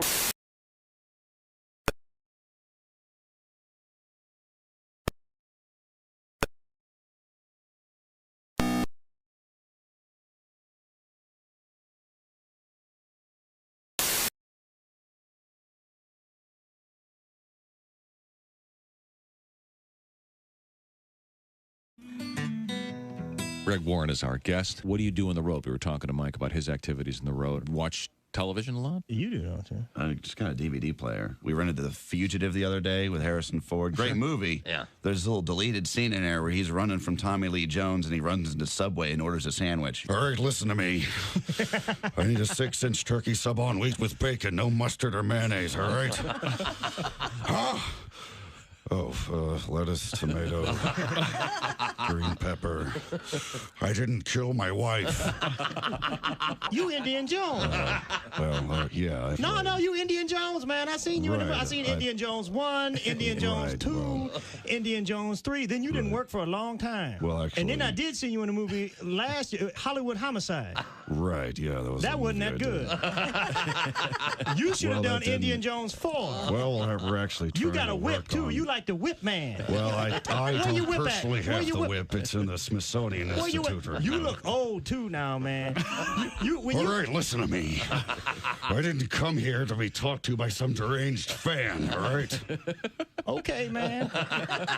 Indian Jones. All right, fine. Get your whip out, Jones. Comedian Rick Schroeder. You're talking about your ex-wife. She was not big on approval. This is what I'm getting at in a roundabout way. Make sure you find the right person before you get married, because the first time I got married, I looked and I thought I found that person who would tell me those 5 words every man longs to hear. Get off me, you're heavy. But, are you done yet? That's one of us should be enjoying this. Of course, my personal favorite, when you're inside me, I feel nothing. Yes, When you're inside me, I feel nothing. I have That's to a write direct that down. quote. That is a direct quote. Oh, wow. Because we're working up there. I'm trying. You know, boy, I got it in myself that time. You know, I think I'm on a roll here. But women have such a hard time achieving orgasm. Maybe it's because you got a big, fat, sweaty guy on top of you. That would break my Bob and Tom. Welcome back to the Bob and Tom Show. Jess Hooker at the news desk. Chicky. There's Pat Godwin in the performance room. Hey, Chick. There's Jessica Alsman. Hello, Chick. There's Josh Arnold. Hi there. There's Ace Cosby. Hey. I'm Chick McGee, and here's Tom Griswold. Thank you very much. Before we get to what we have to get to, yes, we have to get to something else. Yes. Ladies and gentlemen, I can't underscore the importance of this enough. Without any further ado, Who's that sexy man with a deep voice? Ace Cosby, here he is with his joke of the day. Hey, Chick. Yes, Ace. A panda walks in the bar. grabs some nuts, eats those, pulls out a gun, shoots it in the air, and heads for the door. Bartender says, "Hey." Panda says, "I'm a panda. Google me." Goes out the door. Bartender Googles him. Yep, sure enough. Mammal, black and white, eats leaves and shoots. That was Oh my gosh. Buddy, I love you. I love you so much, but that was too much. I had to follow the entire story. Well, it's in honor of Google's. Turns 25 today. Oh, that's. Eats leaves and shoots. Eats, shoots, and leaves is the... Just so you guys know, eats, shoots, and leaves. Yeah. That's what threw me. This is our 5th Ace Cosby joke of the day, which means we've met our weekly quota, which means he could take off Thursday and Friday. I've been keeping track. I hate to. You won't be here. There you go. That's true. Nice. In the meantime, congratulations once again to Alex Virgil. She wins the Big Green Egg Mini-Max. Got 15 of 16 games correct. You can, too. Perhaps this week. Let's see. Week 4 officially starts Thursday night. Tomorrow night, yep. So pick the winners. You don't have to go against the spread or anything. Just see if you can pick all the winners in pro football this weekend. Go to bobandtom.com/contest to win the Big Green Egg Mini-Max, the Rolls Royce of outdoor cooking. That's right. Time now for Today in History. September 27th. Ooh, 27. Got to look this up. Oh, yeah. Wow. Take your time. Let's do some birthdays. All right. Samuel Adams, born in 1722, of course. Sam Adams, the beer guy? Famous for finding a lager. 1934, happy birthday. Ooh, sorry, he's gone too. Wilford Brimley.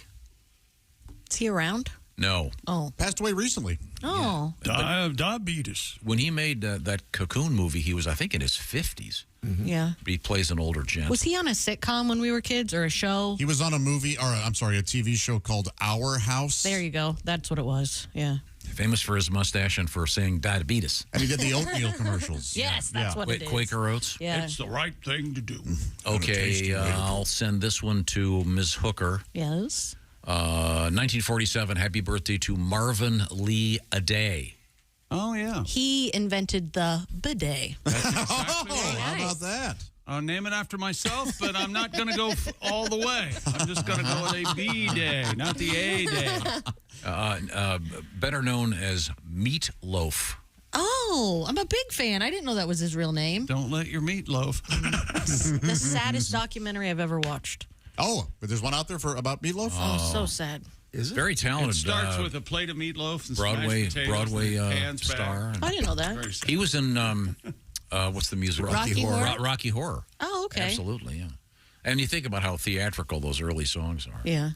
Let me sleep on it. Yeah, Meatloaf. There's a cover band of his called with a thin singer. Hang on just a second. Yeah. What's it called, Tom? The singer's very thin. It's called Turkey Meatloaf. Yeah! See, it's slender, less caloric. Yeah, sorry. That's right.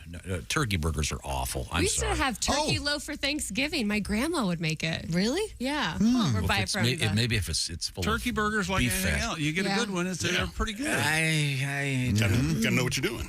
I'm sorry. Don't waste money and get good turkey burgers. Here's a good one.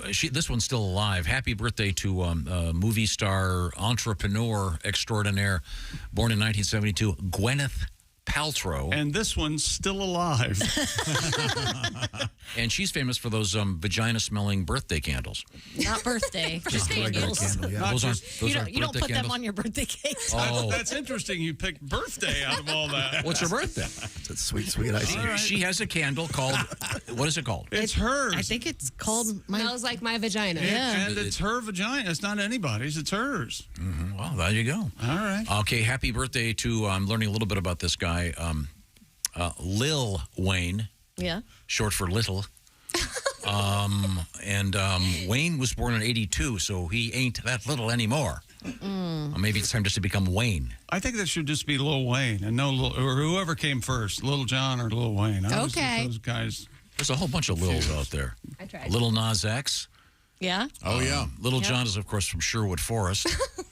That's right. Right? Yeah. Yes. Little John. Little John, yeah. In the early days, the album cover says Little Stevie Wonder. I didn't know that either. till the other day. Absolutely. Fingertips. Yeah, the famous harmonica song. Yeah, he's Legend is he ad-libbed Fingertips. he's a genius. He can probably do whatever, ad-lib whatever That's he where wants. genius started. Not really blind. A lot of I've heard compelling that, too. evidence out there. He's extraordinarily blind. Him and Charlie Daniels. Charlie Daniels is blind now.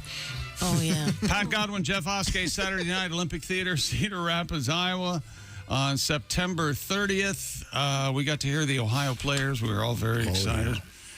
Tom is a big fan of NASA. Dave Dyer is now a lieutenant in the fire department. And don't forget, everything you heard this morning, Tom wanted to know if there was a big button that they push at the firehouse that turns everything off if they have to leave. I actually got a letter from a fireman. And go to the At fire. newer fire departments, there's a station alerting system with smart technology that actually turns everything off in the kitchen.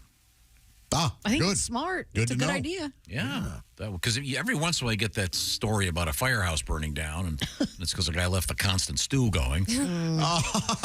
Hey, I'm Constant Stew. No? There has to be a DJ called Constant Stew. Constant Stew. I sure hope there is. A liquid lunch coming up. Okay. Yeah, apparently the smart technology also, it flashes on, if the guy's watching TV or the ladies are watching TV, it says alert. Oh. In case they're... Wow, that's state of the art. I would think the siren might help. Yeah. Who knows? Well. It's loud in there, you see. And don't forget, the special guest is going to be Jeffro Lady Jackson at that show. Don't yell at me, but we're way over. Okay, this is the Bob and Tom Show. Thanks for listening to the Bob and Tom Show this morning. The show is also out there for you on our YouTube channel. Watch and subscribe.